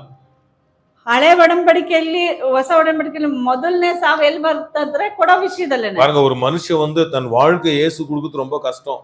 ಒಬ್ಬ ಮನುಷ್ಯ ತನ್ನ ಜೀವಿತವನ್ನ ಯೇಸುವಿಗೆ ಕೊಡೋದು ಬಹಳ ಕಷ್ಟ. நீங்க எல்லாம் கொடுத்திருக்கீங்க, உண்மையில நீங்க எல்லாம் பாக்கியவான்கள். ನೀವೆಲ್ಲರೂ ಯೇಸುವಿಗೆ ನಿಮ್ಮ ಹೃದಯವನ್ನ ಕೊಟ್ಟಿದ್ದೀರಾ, ನೀವೆಲ್ಲ ಭಾಗ್ಯವಂತರು. பரலோகத்துக்கு நீங்க எலிஜிபிள் ஆயிட்டீங்க. ಪರಲೋಕಕ್ಕೆ ನೀವು ಒಳ್ಳೆ ಕ್ಯಾಂಡಿಡೇಟ್ ஆனா இந்த உலகத்துல பரலோகமான வாழ்க்கை வாழணும்னா ಆದ್ರೆ ಈ ಲೋಕದಲ್ಲಿ ಪರಲೋಕದಂತ ಜೀವಿತವನ್ನ ನೀವು ಅನುಭವಿಸಬೇಕು. ಮೊದಲನೇದಾಗಿ ದೇವ ರಾಜ್ಯವನ್ನು ಹುಡುಕಿರಿ ಅಂತ சொல்லுது. ಆಮೆನ್. ಮೊದಲಾவது ದೇವ ರಾಜ್ಯ, ದೇವನ ತೇಡಿ சொல்ல. ಮೊದಲನೇದು ದೇವ್ರ ರಾಜ್ಯ ಹುಡುಕು ಅಂತ ಹೇಳಿದ್ದು, ದೇವ್ರನ್ನ ಹುಡುಕು ಅಂತಲ್ಲ. ದೇವ ರಾಜ್ಯ, ದೇವನ ಹುಡುಕಬೇಡಿ. ஹல்லேலூயா. ஹல்லேலூயா. அவர் நம்ம தேடி வந்துட்டாரு. அவர் நம்ம ಹುಡುಕೊಂಡ್ ಬಂದಾಯ್ತು. இப்போ ராஜ்யத்துல நம்ம கனெக்ட் பண்றாரு. ಈಗ ನಾವು ದೇವರ ರಾಜ್ಯದಲ್ಲಿ ನಮ್ಮನ್ನ ಕನೆಕ್ಟ್ ಮಾಡ್ತಾ ಇದ್ದಾರೆ. அவருடைய ப்ராஜெக்ட்ல நம்மள கனெக்ட் பண்றாரு. ಅವರ ರಾಜ್ಯಕ್ಕೆ ನಮ್ಮನ್ನ ಇವಾಗ ಕನೆಕ್ಟ್ ಮಾಡ್ತಾ ಇದ್ದಾರೆ. அப்போ வெறுமையா இருக்க எங்களை தேவன் கூப்பிட்டுட்டு ಖಾಲಿ ಆಗಿರುವ ನಮ್ಮನ್ನ ದೇವರು ಕರೆದ್ರು, நம்மை ஆசீர்வதிச்சு ನಮ್ಮನ್ನ ಆಶೀರ್ವದಿಸಿ அவர் ராஜ்யத்துல கனெக்ட் பண்றாரு. ಅವರ ರಾಜ್ಯದಲ್ಲಿ ನಮ್ಮನ್ನ ಕನೆಕ್ಟ್ ಮಾಡಿದ್ದಾರೆ. நம்ம மனசு அங்க கனெக்ட் ஆயிடுச்சுனா, ನಮ್ಮ ಮನಸ್ಸಲ್ಲಿ ಕನೆಕ್ಟ್ ಆಯ್ತಂದ್ರೆ இந்த உலகம் எதெல்லாம் தேடுதோ குப்பை மாதிரி வந்து ಈ ಲೋಕ ಯಾವುದನ್ನೆಲ್ಲ ಹುಡುಕ್ತಾ ಇದೆ ಅದೆಲ್ಲ ಕಸದಾಗಿ ನಮ್ಮ ಕಾಲ್ ಕೆಳಗಡೆ ಬಂದು ಬೀಳ್ತದೆ. ஏன்னா நீங்க ராஜ்யத்தின் பிள்ளைகள் ஆயிட்டீங்க. ಯಾಕಂದ್ರೆ ನೀವು ದೇವ ರಾಜ್ಯದ ಮಕ್ಕಳಾಗಿದ್ದೀರಿ. அதாவது இயேசு கிறிஸ்து மதத்தை ஸ்தாபிக்க இந்த உலகத்துக்கு வரல. ಅದರಿಂದ ಯೇಸು ಕ್ರಿಸ್ತನು ಮತವನ್ನ ಸ್ಥಾಪಿಸುವುದಕ್ಕೆ ಈ ಲೋಕಕ್ಕೆ ಬರಲಿಲ್ಲ. Kingdom has come. ದೇವ ರಾಜ್ಯ ಬಂದಿದೆ. அப்புறம் ஆமென். அந்த தேவ தூதர் அந்த சாஸ்திரிகள் என்ன சொன்னாங்க தெரியுமா? ಆ ಶಾಸ್ತ್ರಿಗಳು ಯೇಸು ಸ್ವಾಮಿ ಮಗುವಾಗಿದ್ದಾಗ ನೋಡಕ್ ಬಂದ್ರಲ್ಲ, ಅವ್ರು ಏನ್ ಹೇಳಿದ್ರು? Where is the king has born? ಎಲ್ಲಿ ರಾಜನು ಹುಟ್ಟಿದ್ದಾನೆ? Where is the king? ಎಲ್ಲಿ ರಾಜನು king ಹುಟ್ಟಿದ್ದಾನೆ? and kingdom க்கு king தேவை. ರಾಜ್ಯ ಬಂದ್ರೆ ಅಲ್ಲೊಬ್ಬ ರಾಜ ಬೇಕು. ಅದ king தேடி வந்தாங்க அவங்க. ಅದರಿಂದ ಅವರು ರಾಜನನ್ನ ಹುಡುಕಿ ಬಂದ್ರು. அப்ப இயேசு கிறிஸ்து ஏன் இந்த உலகத்துக்கு வந்தாரு? ಹಾಗಾದ್ರೆ ಯೇಸು ಯಾಕೆ ಈ ಲೋಕಕ್ಕೆ ಬಂದ್ರು? kingdom restore பண்றதுக்கு வந்தாரு, ஜாதி மத ಮಾತ್ರದಕ್ಕಾಗ. ದೇವ ರಾಜ್ಯವನ್ನ ಇಲ್ಲಿ ಸ್ಥಾಪಿಸಲಿಕ್ಕೆ ಬಂದ್ರ ವಿನಃ ಮತವನ್ನ ಅಲ್ಲ. அப்ப அந்த kingdomல என்ன வேலை செஞ்சிட்டு இருக்குது? ಹಾಗಾದ್ರೆ ಈ ಕಿಂಗ್ಡಮ್ ಅಂದ್ರೆ ದೇವ ರಾಜ್ಯ ಹೆಂಗೆ ಕೆಲಸ ಮಾಡ್ತದೆ? kingdom உடைய ಪ್ರೊಡಕ್ಷನ್ என்ன? ಆ ದೇವ ರಾಜ್ಯದಲ್ಲಿ ಯಾವುದನ್ನ ಪ್ರೊಡಕ್ಷನ್ ಮಾಡ್ತಾರೆ? ಆತ್ಮ ಆದಾಯ தான். ಆ ದೇವ ರಾಜ್ಯದ ಪ್ರೊಡಕ್ಷನ್ ಯಾವುದಂದ್ರೆ ಆತ್ಮಗಳು. அப்ப அந்த ஆத்ம ஆதாயம் பண்றதுக்கு பணம் தேவை. ಹಾಗಾದ್ರೆ ಈ ಆತ್ಮ ಆದಾಯವನ್ನ ಮಾಡ್ಬೇಕಂತಂದ್ರೆ ಅದಕ್ಕೆ ವ್ಯಯ ಮಾಡ್ಬೇಕು, ಹಣವನ್ನ. இந்த உலகத்தை பாருங்க, எல்லாம் ஈஸியா கட்டிடுறாங்க. ஆனா ஆலயத்தை கட்டுறதுக்கு இது கொடுக்க மாட்டாங்க. ஏன்னா பிசாசுக்கு தெரியும், ஒரு ஆலயம் வந்துச்சுன்னா அந்த ஏரியாவே மாறிடும். ನೋಡಿ, ಯಾವುದೇ ಕಾರ್ಯ ಮಾಡೋದಕ್ಕಾದ್ರೂ ಬೇಗ ಜನಗಳು ಕೊಡ್ತಾರೆ, ಆದ್ರೆ ದೇವಾಲಯ ಮಾಡೋದಕ್ಕೆ ಕಷ್ಟ. ಯಾಕಂತಂದ್ರೆ ಸೈತಾನ್ಗೆ ಗೊತ್ತು, ಒಂದು ದೇವಾಲಯ ಸ್ಥಾಪಿಸಲ್ಪಟ್ರೆ ಆ ಪಟ್ಟಣವೇ ಸುಖವಾಗಿರ್ತದೆ, ಚೆನ್ನಾಗಿರ್ತದೆ. கட்டிருப்பாங்க, ಮಾರ್ಬಲ್ ಅಲ್ಲಿ ಕಟ್ತಾರೆ, ஜீவன் இல்ல அங்க. ಅಲ್ಲಿ ಜೀವವಿಲ್ಲ. நமக்கு மார்பல்ஸ் எல்லாம் வேண்டாம். ನಮಗೆ ಮಾರ್ಬಲ್ಸ್ நல்ல ಅಲ್ಲ, விசாலமா ஜனங்க உட்கார்றதுக்கு ஒரு நல்ல விசால சொந்த இடம் இருந்தா போதும். நிறைய பேர் காலகாலமா ಜನಂಗ ಆಶೀರ್ವದಿಸப்படுவாங்க, ರಕ್ಷಿಸப்படுவாங்க. ಜನಗಳು ಕುತ್ಕೊಳ್ಳೋದಕ್ಕೆ ಒಂದು ವಿಶಾಲವಾದ ಸ್ಥಳಗಳಿದ್ರೆ ಸಾಕು, ಅಲ್ಲಿ ಜನಗಳು ಬಂದು ರಕ್ಷಣೆ ಹೊಂದ್ತಾ ಇರ್ತಾರೆ. ஆண்டவர் நல்ல பெரிய சர்ச் கட்டணும் ஆண்டவரே ஜெபம் பண்ணிட்டு இருந்தோம் ஒரு நாள். ಒಂದು ದಿನ ನಾನು ದೇವ್ರ ಹತ್ರ ಕೇಳಿದೆ, ದೊಡ್ಡ ಚರ್ಚ್ ಕಟ್ಟಬೇಕು. ஆண்டவர் சொன்னா நிறைய பேர் கட்டிட்டாங்கப்பா சர்ச் எல்லாம். ಆಗ ದೇವ್ರು ಹೇಳಿದ್ರು, ಅನೇಕರು ಕಟ್ಟಿದ್ದಾರೆ ಆತರ. build the people. ಆದ್ರೆ ನೀನು ಜನಗಳನ್ನ ಕಟ್ಟು, ಇವರನ್ನೇ ಆಲಯ, ಇವರೇ ಆಲಯ, ಇವುಗಳ ಸೌಂದರ್ಯ ಮಾಡು, ಇವರನ್ನ ಸೌಂದರ್ಯ ವಿಶ್ವಾಸ ಸೌಂದರ್ಯ ಮಾಡು, ವಿಶ್ವಾಸದಲ್ಲಿ ಸೌಂದರ್ಯ ಮಾಡು, ನಂಬಿಕೆಯಲ್ಲಿ ಅವ್ರನ್ನ ಕಟ್ಟು. இதுதான் நீங்க சர்ச்ல இல்ல. ಇವತ್ತು ಇದನ್ನ ಸಭೆಗಳಲ್ಲಿ ಮಾಡ್ತಾ ಇಲ್ಲ. சபையில அங்கங்க எல்லாமே இருக்கு. ஆமென். அந்த கொஞ்சம் இந்த கொஞ்சம் அந்த இது ಎಲ್ಲ ಡಿಸೈನ್ எல்லாமே இருக்குது.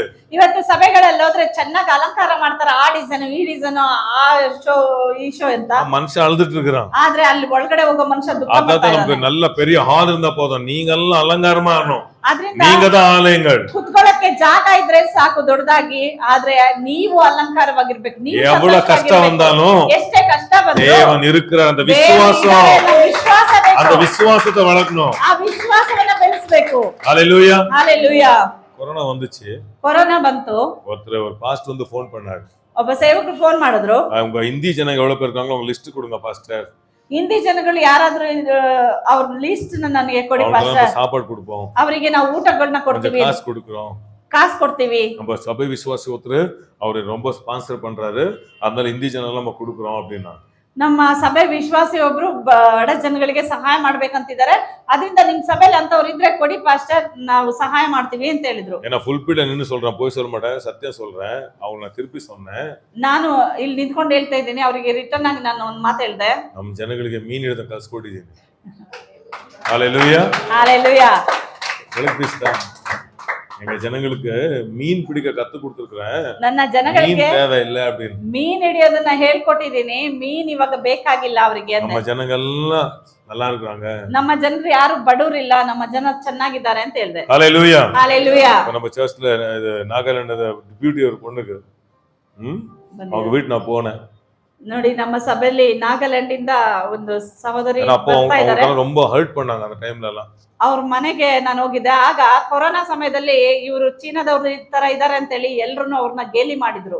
அவங்க ரேஷன் எல்லாம் கொடுக்குறது கஷ்டம் அந்த டைம்ல. ಅವರಿಗೆ ಈ ಚೀನಾದಿಂದ ಕೊರೋನಾ ಬಂತು ಅಂತೇಳಿ ಕಿಂಡಲ್ ಮಾಡೋದ್ರಿಂದ ಅಂತವರಿಗೆ ಸಹಾಯ ಸಿಗೋದು ಕಷ್ಟ ಆ ಸಮಯ. ஆனா நிறைய பேர் வீடு நான் தேடி போனேன், என்ன சூழ்நிலை இருக்கா கேட்கலாம் அப்படின்னு. ಆ ಸಮಯದಲ್ಲಿ ನಾನು ಅನೇಕರ ಮನೆಯನ್ನ ಸಂಧಿಸಿದೆ, ಯಾಕಂತಂದ್ರೆ ಯಾರು ಏನಾದ್ರೂ ಕಷ್ಟದಲ್ಲಿ ಇದ್ದಾರಾ, ಏನಾದ್ರೂ ಸಮಸ್ಯೆಲಿ ಇದ್ದಾರಾ ಅಂತ ನೋಡೋದಕ್ಕೆ ಹೋದೆ. அப்ப நான் போய் கேட்டேன், எல்லாம் இருக்குதாம்மா வீட்டுல? ನಾನು ಹೋಗಿ ಆ ಹುಡುಗಿಗೆ ಕೇಳ್ದೆ, ಎಲ್ಲ ಇದೆಯಮ್ಮ ಮನೇಲಿ? ಆ ಹುಡುಗಿ ಹೇಳ್ತು, ಎಲ್ಲವೂ ಇದೆ ಪಾಸ್ಟರ್. புரியுதா? நிறைய பேர் சப் குச் ஹே பண்ணிட்டு கூட ரோட்ல போனாங்க, நிறைய பேர் பேக் தூக்கி அடி வாங்கி வீட்டுக்கு வந்தாங்க. ಎಲ್ಲ ಮನೇಲಿ ಇದ್ರು ಕೂಡ ಎಕ್ಸ್ಟ್ರಾ ಸಿಗುತ್ತೆ, அங்க மூட்டை கிடைக்குது, இங்க மூட்டை ஓடுனாங்கಲ್ಲ, போಸ್ಟ್ ಅಡಿ ವಾಂಗಿ தான் ಓಡಿ வந்தாங்க. ಅನೇಕರಿಗೆ ಮನೇಲಿ ಇತ್ತು, ಆದ್ರೆ ದುರಾಸೆಯಿಂದ ಅತಿ ಆಸೆಯಿಂದ ಅಲ್ಲಿ ಸಿಗ್ತದಂತ ಇಲ್ಲಿ ಕೊಡ್ತಾರಂತೆ ಅಂತ ಹೇಳಿ ಓಡೋದ್ರು. ಲಾಸ್ಟ್ ಅಲ್ಲಿ ಪೊಲೀಸ್ ಹತ್ರ ಒದೆ ತಿನ್ಕೊಂಡ್ ಬಂದ್ರು. நம்ம மீன் பிடிக்கிறத கத்து கொடுக்கிறோம், ನಿಮಗೆ ಮೀನ್ ಹಿಡಿಯೋದನ್ನ ಹೇಳ್ಕೊಟ್ಟಿದ್ದೀನಿ, உங்க கால் மேல நீங்க நில்லுங்க. ನಿಮ್ಮ ಕಾಲ ಮೇಲೆ ನಿಂತ್ಕೊಳ್ಳಿ. நாளைக்கு பாஸ்டர் நம்பி இருக்க கூடாது, ನಾಳೆ ಪಾಸ್ಟರ್ನ ಹಾತ್ಕೊಂಡಿರ್ಬಾರ್ದು. நீங்களே உங்க வாழ்க்கையை கட்டி வாழ்ற வாழ்க்கை கத்து கொடுக்கிறோம். ನಿಮ್ಮ ಜೀವಿತವನ್ನ ಕಟ್ಟಿ ಬಾಳುವಂತ ಜೀವಿತವನ್ನ ನಾನು ಹೇಳ್ಕೊಡ್ತಾ ಇದ್ದೇನೆ. அதான் பைபிள்ல ಅದರಿಂದ ಬೈಬಲ್ ಹೇಳ್ತದೆ, ஃபர்ஸ்ட் டெத் இந்த குடுக்குற விஷயம் தான். ಮೊದಲನೇ ಸಾವು ಬಂದಿದ್ದೇನೆ ಈ ಕೊಡುವಂತ ವಿಷಯದಲ್ಲಿ. ரெண்டாவது ஆமென், புதிய ஏற்பாடுல டெத் கூட குடுக்குற விஷயம் தான். ಎರಡನೇದು ಹೊಸ ಒಡಂಬಡಿಕೆಯಲ್ಲಿ ಕೂಡ ಎಲ್ಲಿ ಸಾವು ಬಂತಂದ್ರೆ ಕೊಡೋ ವಿಷಯದಲ್ಲೇನೆ. பழைய ஏற்பாடுல ஃபர்ஸ்ட் ரிசரக்ஷன், ಹಳೆ ಒಡಂಬಡಿಕೆಯಲ್ಲಿ ಪುನರುತ್ಥಾನ. ஆமென். அனோக்கு தேவரொந்திಗೆ நடந்தನು, ಅನೋಕನು ದೇವರೊಂದಿಗೆ ಸಂಚರಿಸಿದನು. தேவன் சொன்ன இடத்துல இருந்தா, தேவன் கொடுக்கிற இடத்துல கொடுக்க சொன்ன, இதுதான் ದೇವನೋடு ನಡೆದ. ದೇವರೊಂದಿಗೆ ನಾನು ನಡೀತಾ ಇದ್ದೀನಿ, ನಾನು ಬೈಬಲ್ ಇಟ್ಕೊಂಡು ನಡೀತಾ ಇದ್ದೀನಿ. ದೇವರೊಂದಿಗೆ ನಡೆಯೋದಂದ್ರೆ ಆಗಲ್ಲ, ದೇವರು ಹೇಳಿದ್ದನ್ನ ಮಾಡೋನೇ ದೇವರ ನಡೆಯುವ. ಆಮೆನ್, ஹalleluya, ஹalleluya. இப்போ புதிய ஏற்பாடுல ஃபர்ஸ்ட் டெத் ரிசரக்ஷன் யாரா தெரியுமா உங்களுக்கு? ಹೊಸ ಒಡಂಬಡಿಕೆಯಲ್ಲಿ ಮೊದಲನೇ ಪುನರುತ್ಥಾನ ಯಾರು ಗೊತ್ತಾ? ಸತ್ತು ಹೋಗಿದ್ದವರು ಎದ್ದು ಬಂದಿದ್ದು ಯಾರು ಹೊಸ ಒಡಂಬಡಿಕೆಯಲ್ಲಿ? ತಬಿತಾ. ತಬಿತಾ. ತಬಿತಾ ಅಲ್ಲ, ತಬಿತಾ. ಅಪೊಸ್ತಲರ ಕೃತ್ಯದಲ್ಲಿ 9:36 சொல்லுது, 9:36 ಹೇಳ್ತದೆ, ಬಹಳವಾಗಿ ದಾನ ಧರ್ಮವನ್ನು ಮಾಡಿದಳು. ಆಮೆನ್. ಬಹಳವಾಗಿ ಅತ್ತಳು ಅಲ್ಲ, ಬಹಳವಾಗಿ ಉಪವಾಸ ಮಾಡಿದಳು ಅಲ್ಲ, ಬಹಳವಾಗಿ ಕೊಟ್ಟಳು, ಸತ್ತಳು, ದೇವರವನ್ನ ಎಬ್ಬಿಸ್ಬಿಟ್ರು. ಕೊಡೋಳಾಗಿದ್ಲು, ಅದ್ರಿಂದ ಅವಳು ಸತ್ರು ಕೂಡ ಅವಳನ್ನ ತಿರುಗಿ ದೇವರು ಎಬ್ಬಿಸಿದ್ರು.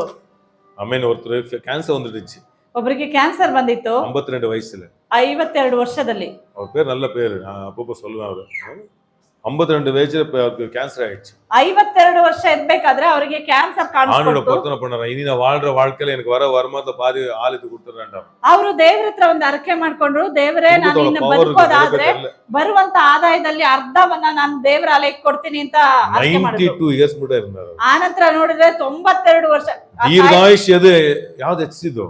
ಆ ಕಾಯಿಲೆ ಗುಣ ಆಗಿ 92 ವರ್ಷ ಬದುಕಿದ್ರು. ನಿಮ್ಮ ಕೊಡೋದು ಅನೇಕ ಹೃದಯಗಳನ್ನ ಮುಟ್ಟುತ್ತೆ, ಅನೇಕ ಆತ್ಮಗಳನ್ನ ಆದಾಯ ಮಾಡ್ತಾ ಇದೆ. ಆಮೆನ್, ஹalleluya, ஹalleluya. அப்போ ஒரு ஆத்மா நீங்க ஆதாய பண்றீங்கன்னா ஆண்டு உங்களை விட்டுருவாரா? ನೀವು ಒಂದು ಆತ್ಮ ಆದಾಯ ಮಾಡ್ತೀರಾ ಅಂದ್ರೆ ದೇವರು ನಿಮ್ಮನ್ನ ಬಿಡ್ತಾರಾ? அதனால நான் அவ்வளவு சீக்கிரமா சாக மாட்டேன். ಅದರಿಂದ ನಾನು ಹೇಳ್ತೀನಿ, ಯಾವಾಗೂ ನಾನು ಅಷ್ಟು ಶೀಘ್ರವಾಗಿ ಸಾಯೋದೇ ಇಲ್ಲ. டாக்டர் சொன்னாங்க 18 வயசு இறந்துருவேன், எத்தனை டேர் நான் சொல்றேன். ಡಾಕ್ಟರ್ ಹೇಳಿದ್ರು 18 ವರ್ಷಕ್ಕೆ ಸಾಯ್ತೆ ಅಂತ, ಆದ್ರೆ ನಾನು ಸಾಯಲ್ಲ ಅಂತ ಹೇಳ್ತೀನಿ. ಚೆನ್ನಾಗಿ ಏನೆಲ್ಲ ತಿನ್ಬೇಕು, ಅದು ಇದು ಏನ್ ಬೇಕು ಅದೆಲ್ಲ ಈ ರಿಸ್ಟ್ರಿಕ್ಷನ್ ಎಲ್ಲ ಇಲ್ಲ ನಮ್ಮ ಹತ್ರ. ಯಾವ್ದೇ ಕಂಡೀಷನ್ ಇಲ್ಲ ಅಂದ್ರೆ ಲಿಮಿಟ್ ಅನ್ಲಿಮಿಟೆಡ್ ಆಗಿ ಊಟ ಮಾಡ್ತಾರೆ. ಪವಿತ್ರಾತ್ಮ ನಮ್ಮ ನಡೆಸ್ತಾರೆ. ಆಮೆನ್.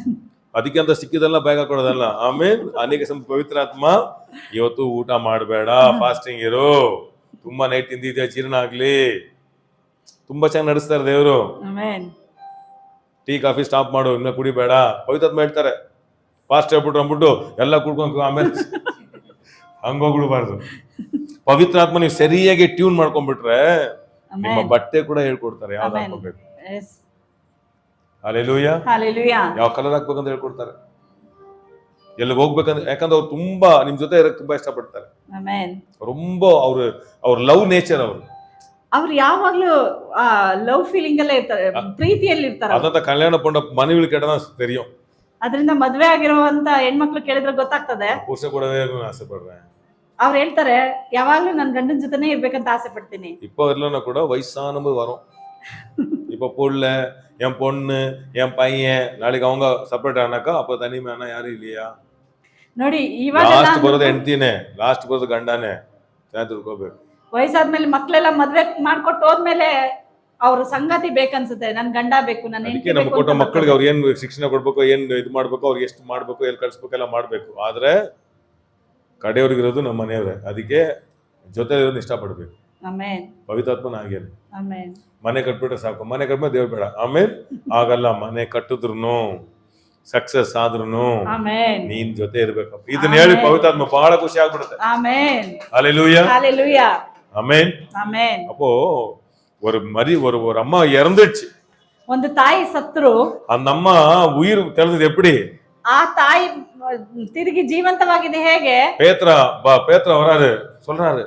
ಪೇತ್ರ ಬರ್ತಾ ಇದ್ದಾನೆ. ಆಗ ಅಲ್ಲಿರೋ ಜನಗಳು ಹೇಳ್ತಾ ಇದ್ದಾರೆ, ಜನಗಳು ಹೇಳ್ತಾ ಇದ್ದಾರೆ, இந்த பேப்பர் அந்த அம்மா கொடுத்தது ಸರ್, ಈ ಪೇಪರ್ ಅಮ್ಮ ಕೊಟ್ಟಿದ್ದು. உண்மையா நான் ரொம்ப சந்தோஷப்படுறேன். ನಾನು ನಿಜವಾಗ್ಲೂ ಸಂತೋಷ ಪಡ್ತೇನೆ. நம்ம ಚರ್ಚ್ போய் பார்க்குற ஒவ்வொரு பொருளும் நம்ம விசுவாசி கொடுத்தது. ನಮ್ಮ ಸಭೆಯಲ್ಲಿ ಕಾಣುವಂತ ಎಲ್ಲಾ ವಸ್ತುವನ್ನು ನಮ್ಮ ಜನಗಳು ಕೊಟ್ಟಿದ್ದೆ. அந்த ಫ್ಯಾನ್ பார்க்கும்போது ஒரு குடும்ப ஞாபகம் வரும். ಆ ಫ್ಯಾನ್ ಅನ್ನ ಕೊಟ್ಟಿದ್ದು, ಅದನ್ನ ನೋಡುವಾಗ ಒಂದು ಕುಟುಂಬ. இதுதான் அந்த ಟಚ್ இருக்கணும். ನೋಡಿ, ಒಂದೊಂದು ವಸ್ತುನಲ್ಲಿ ಕೂಡ ಒಬ್ಬೊಬ್ರು ನೆನಪಾಗ್ತಾರೆ ಅಂದ್ರೆ ಈ ಟಚ್ ಇರ್ಬೇಕು. சில வாடகை கட்டும்போது பரலப்ப இந்த குடும்பம் இருந்தா வாடகை கட்ட முடியுது, அதெல்லாம் டಚ್ பண்ணோம். ಬಾಡಿಗೆ ಕಟ್ಟುವಾಗ ಕೂಡ ನಾವು ನೆನ್ಸ್ಕೊಳ್ತೀವಿ, ಈ ಕುಟುಂಬ ನಮಗೆ ಅದಕ್ಕೆ ಸಪೋರ್ಟ್ ಮಾಡ್ತಾ ಇತ್ತು ಅಂತ ಹೇಳಿ. ಪೇದ್ರು ಗಿಡ போய் ஜெபிக்கும்போது எப்படி ஜெபிச்சாங்க தெரியுமா? ಪೇತ್ರನು ಆಕೆಗೆ ಪ್ರಾರ್ಥನೆ ಮಾಡುವಾಗ ಹೆಂಗ್ ಪ್ರಾರ್ಥನೆ ಮಾಡ್ದ ಗೊತ್ತಾ? ಟೈಮ್ ಇಲ್ಲ இப்ப சொல்றதுக்கு, இதெல்லாம் படிக்க டைம் இப்ப அப்ப 11 ஆயிடுச்சு. ಇದು ಓದ ಹೇಳೋದಕ್ಕೆ ಸಮಯ ಇಲ್ಲ. ಹಾಗೆ ಹೇಳ್ತಾನೆ, ಒಂದು ಪೇದ್ರು கொடுத்தாங்க. ಅವರು ತೋರಿಸ್ತಾ ಇದ್ದಾರೆ, ಈ ಬಟ್ಟೆಯನ್ನ ಇದನ್ನ ಕೊಟ್ಲು ತಬಿತಾ ಅಂತ ಹೇಳ್ತಾ ಇದ್ದಾರೆ. ನಮ್ಮ ಉಯಿರೋಡನ್ನ ಇನ್ನು ಎவ்வளவு செய்வாங்க, நம்ம சாவ கூடாது. ಈ ತಬಿತಾ ಇದ್ದಿದ್ರೆ ಇನ್ನು ಎಷ್ಟು ಜನಕ್ಕೆ ಸಹಾಯ ಮಾಡ್ತಾ ಇದ್ಲು, ಈಕೆ ಸಾಯಬಾರ್ದಾಗಿತ್ತು. ಅನೇಕ ವಿಶ್ವಾಸಿ நம்ம ದುಃಖ ಪಡணும். ಅನೇಕ ವಿಶ್ವಾಸಿಗಳ ಕುರಿತಾಗಿ ಸೇವಕರು ಈ ತರ ಟ್ರಾನ್ಸ್ಫರ್ ಆಗಿ போறோம், ஆண்டவரೇ போக கூடாது. ಟ್ರಾನ್ಸ್ಫರ್ ಆಗಿ ಹೋಗ್ತಿದಾರೆ ಅಂದ್ರೆ, ದೇವರೇ ಆ ಕುಟುಂಬ ಹೋಗ್ಬಾರ್ದು. போனா போதுமே ஆண்டவரೇ. ಕೆಲವರು ಹೋದ್ರೆ ನಮ್ಮ ಚರ್ಚ್ ಅಪ್ಪಿಲ್ಲ, ಸೆಲೆಬ್ರೇಟ್ ಅಪ್ಪಿಲ್ಲ, ಯಾಕಾದ್ರೂ ಬಂದ ಇವನು. ನಮ್ಮ ಸಭೆಯಲ್ಲಿ ಆ ತರ ಇಲ್ಲ. ನಮ್ಮ ಸಭೆಯಲ್ಲಿ ನಾವು ಸಂತೋಷ ಪಡ್ತೇವೆ. ಆದ್ರೆ ಕೆಲವು ಸಭೆಯಲ್ಲಿ ಅಯ್ಯೋ ಇವ್ನು ಯಾಕಾದ್ರೂ ಬಂದು ಹೆಡ್ಡೇಕ್ ಅಂತ ಹೇಳ್ತಾರಲ್ಲ. புரியலீங்களா? அப்ப பேதுரு அத பாக்குறாரு, ಪೇತ್ರನು ಅದನ್ನ ನೋಡ್ತಾ ಇದ್ದಾನೆ, போய் ஜெபிக்கிறார். ஏன்னா அவருக்கு அவர் சத்தர் ஹெல்ப்ல ஜெபம் பண்றாரு. ಸತ್ತರ್ನ ಹೋಗಿ ಅವನು ಎಬ್ಬಿಸ್ತಾ ಇಲ್ಲ, ಹೋಗಿ ದೇವರ ಹತ್ರ ಹೇಳ್ತಾ ಇದ್ದಾನೆ. ஆவியான சொல்றாரு, போய் எழுப்பு. ಪವಿತ್ರಾತ್ಮ ಹೇಳ್ತಾರೆ, ಹೋಗಿ ಆಕೆನ ಎಬ್ಬಿಸು. ஏன்னா உயிர் தெழ பண்றது ஆவியானவர் தான். ಯಾಕಂದ್ರೆ ಎಬ್ಬಿಸೋದು ಪವಿತ್ರಾತ್ಮ ಮಾತ್ರನೇ. நீங்க ஆவியானவருக்கு சந்தோஷப்படுத்திட்டீங்கன்னா, ನೀವು ಪವಿತ್ರಾತ್ಮನನ್ನ ಸಂತೋಷ ಪಡಿಸಿದ್ದಾದ್ರೆ நீங்க மண்ணுல நிறைய இருக்க முடியாது. ನೀವು ಮಣ್ಣಲ್ಲಿ ಕೂಡ ನೆಲೆಯಾಗಿರೋದಿಲ್ಲ. ஹல்லேலூயா. ஹல்லேலூயா. நான் மண் ஆடிதேதோ என்ன பாடுது? நான் மண்ணಲ್ಲಿ ಇರದೆ ಉಸಿರಾಡುವುದು ನನ್ನ ಸಾಮರ್ಥ್ಯದಿಂದಲ್ಲ. இந்த சீக்ரெட் எல்லாம் கத்துக்கணும்.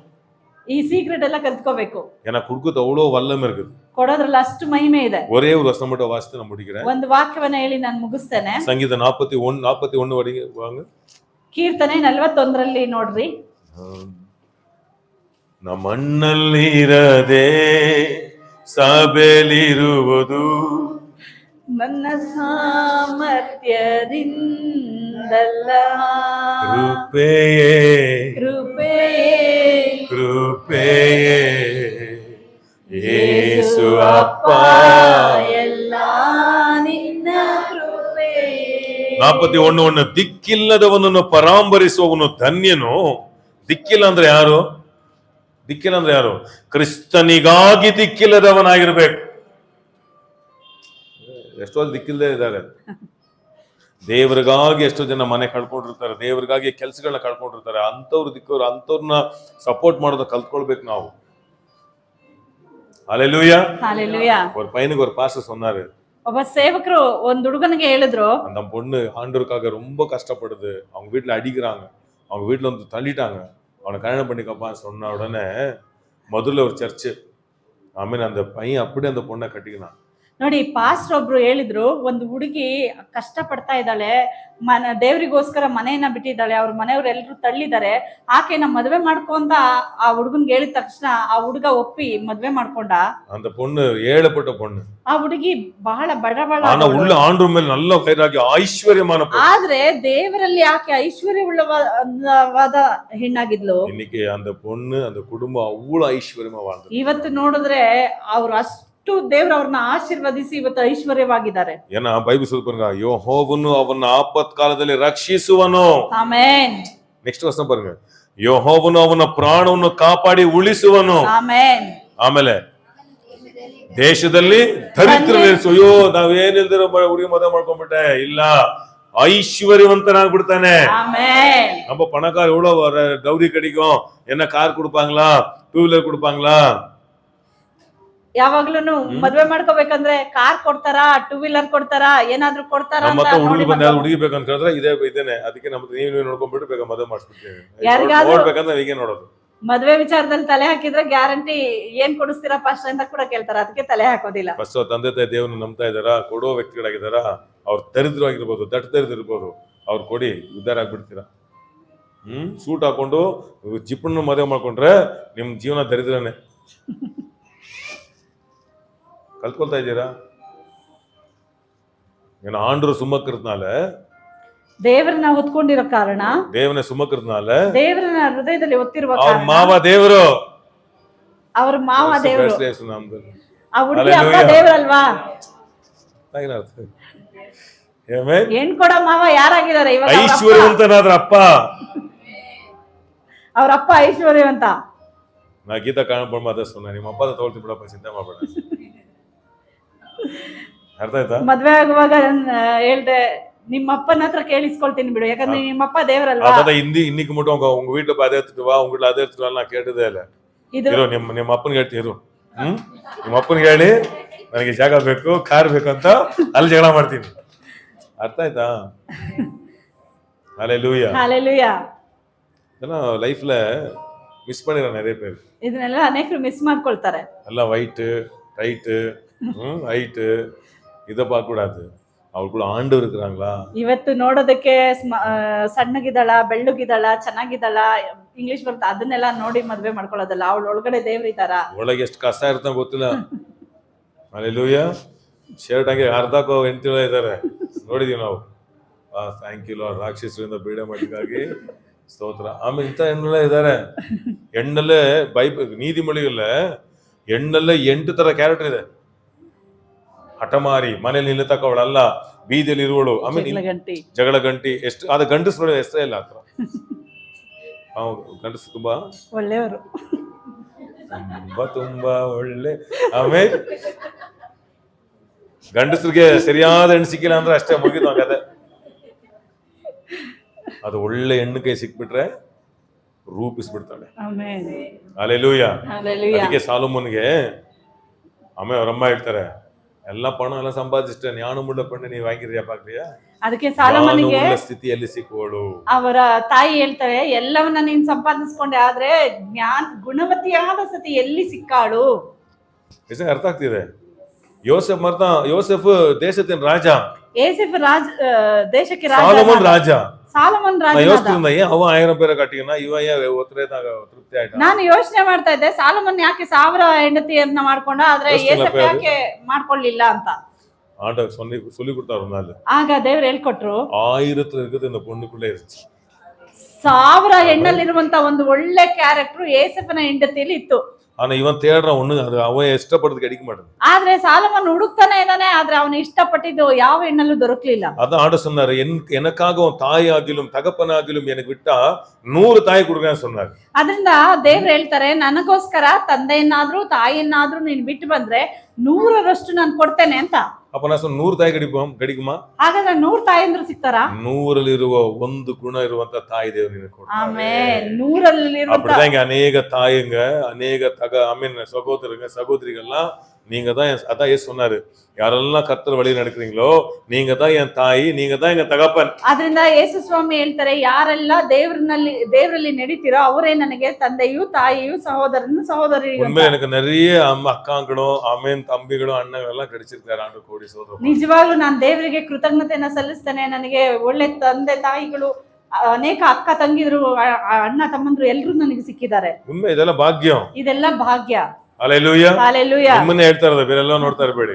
ಹಲ್ಲೆಲೂಯಾ, ನೀವೇನೆ ಅದು ಅಂತ ಹೇಳ್ತಾ ಇರೋದು. ಒಂದೊತ್ತು ಊಟ ಕೊಡ್ತಿರಲ್ಲ, ಆಮೇನ್ ಎಷ್ಟೋ ಸತಿ ಸ್ವಂತ ಊಟದವ್ರು ಕೊಟ್ಟಿರಲ್ಲ. ನಿಮ್ ಮನೆಗಳಲ್ಲಿ ಬಂದು ನಾವು ಊಟ ಮಾಡ್ತಾ ಇರ್ತೀವಿ, ಜೊತೆ ಊಟದವ್ರೆಲ್ಲ ತಳ್ಳಿದ್ರು. ಆದ್ರೆ ದೇವ್ರು ನೋಡಿ, ಇದೆಲ್ಲ ಎಷ್ಟು ಭಾಗ್ಯ ಅಲ್ವಾ. ನೆಕ್ಸ್ಟ್ ವಾಕ್ಯ ಹೇಳ್ತು ನೋಡಿ, ಅವನು ಅಸ್ವಸ್ಥನಾಗಿ ಬಿದ್ದುಕೊಂಡಿರುವಾಗ ಯೆಹೋವನು ಅವನನ್ನು ಉದ್ಧರಿಸುವನು, ಅವನ ರೋಗವನ್ನೆಲ್ಲ ಪರಿಹರಿಸಿ ಆರೋಗ್ಯವನ್ನುಂಟು ಮಾಡುವನು. ಕೊಡೋದಷ್ಟು ಪವರ್ ಇದೆ. ಅದಕ್ಕೆ ಆಮೇಲೆ ನಮ್ ಈ ಕರ್ನಾಟಕದಲ್ಲಿ ಕೂಡ ಅನೇಕ ಚರ್ಚಲ್ಲಿ ಕೂಡ 90% ಚರ್ಚ್ ಕೊಡೋ ಚರ್ಚ್ ನ ಅಗ್ನೆಸ್ಟ್ ಮಾಡುತ್ತೆ. ಯಾಕೆ ಗೊತ್ತಾ, ಕೊಟ್ರೆ ಇದೆಲ್ಲ ಬಂದ್ಬಿಡುತ್ತೆ. ಅದಕ್ಕೆ ನಾವು ಅಧಿಕವಾಗಿ ಕೊಡೋದ್ರ ಬಗ್ಗೆ ಬೋಧಿಸ್ತೀವಿ. ಫಸ್ಟ್ ನಿಮ್ ಜೀವನ ಕೊಡಿ, ದೇವರಾಜ್ಯ ಬಿತ್ತನೆ ಮಾಡಿ ನೋಡಿ, ನಿಮ್ ಲೈಫ್ ಎಲ್ಲ ಉದ್ಧಾರ ಆಗುತ್ತೆ. ಆಮೆನ್. ಹಲ್ಲೆಲೂಯಾ. ಹಲ್ಲೆಲೂಯಾ. ಎಲ್ಲ ನಿಂತ್ಕೊಂಡ ಟೈಮ್ ಆಯ್ತು. ಎಷ್ಟು ಜನಕ್ಕೆ ಆಶೀರ್ವಾದಾಗಿತ್ತು? ಆಮೆನ್. ಹಾಗೆ ಒಂದು ಹಾಡು ಹಾಡುವಾಗ ಕರ್ತನ ರಾಜ್ಯಕ್ಕೆ ನಾವು ಬಿತ್ತನೆ ಮಾಡೋಣ. ಅಬ್ರಹಾಮನ ಓ ದೇವರೇ, ನೀನೆಷ್ಟು ಒಳ್ಳೆಯವ, ಈಸಾಕನ ಓ ದೇವರೇ, ನೀ ನಮಗೆ ಹತ್ತಿರದವ, ಅಬ್ರಹಾಮನ ಓ ದೇವರೇ, ನೀನೆಷ್ಟು ಒಳ್ಳೆಯವ, ಈಸಾಕನ ಓ ದೇವರೇ, ನಮಗೆ ಹತ್ತಿರದವ, ಕಲ್ಲಿನಲ್ಲಿ ಎತ್ತವರು ನೀವೇ, ಅದರಲ್ಲಿ ಕಲ್ಲಿನಲ್ಲಿ ಎತ್ತವರು ನೀವೇ, ಅದರಲ್ಲಿ ಉಸಿರನ್ನು ಎಷ್ಟೊಂದು ಉಪಕಾರ ನೀ ಮಾಡಿದೆ, ಎಲ್ಲ ಹೇಳಲು 1000 ವರ್ಷವೇ ಸಾಲದು, ಎಷ್ಟೊಂದು ಉಪಕಾರ ನೀ ಮಾಡಿದೆ, ಎಲ್ಲ ಹೇಳಲು 1000 ವರ್ಷವೇ ಸಾಲದು. ಅಬ್ರಹಾಮನ ಓ ದೇವರೇ,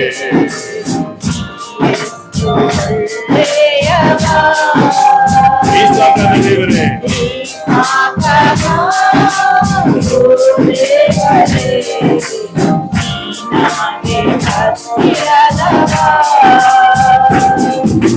ದೀನನನ್ನು ಹೊಳೆಯಿಂದ ನೀ ಎತ್ತಿದೆ, ದರಿದ್ರನನ್ನು ಬಿದ್ದೆಯಿಂದ ಮೇಲಕ್ಕೆತ್ತಿದೆ,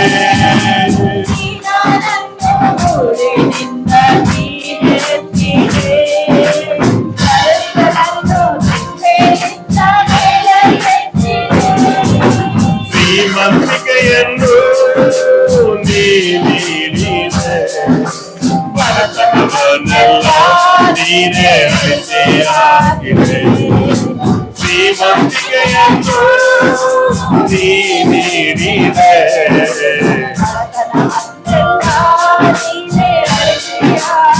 ಅಬ್ರಹಾಮನ ಓ ದೇವರೇ,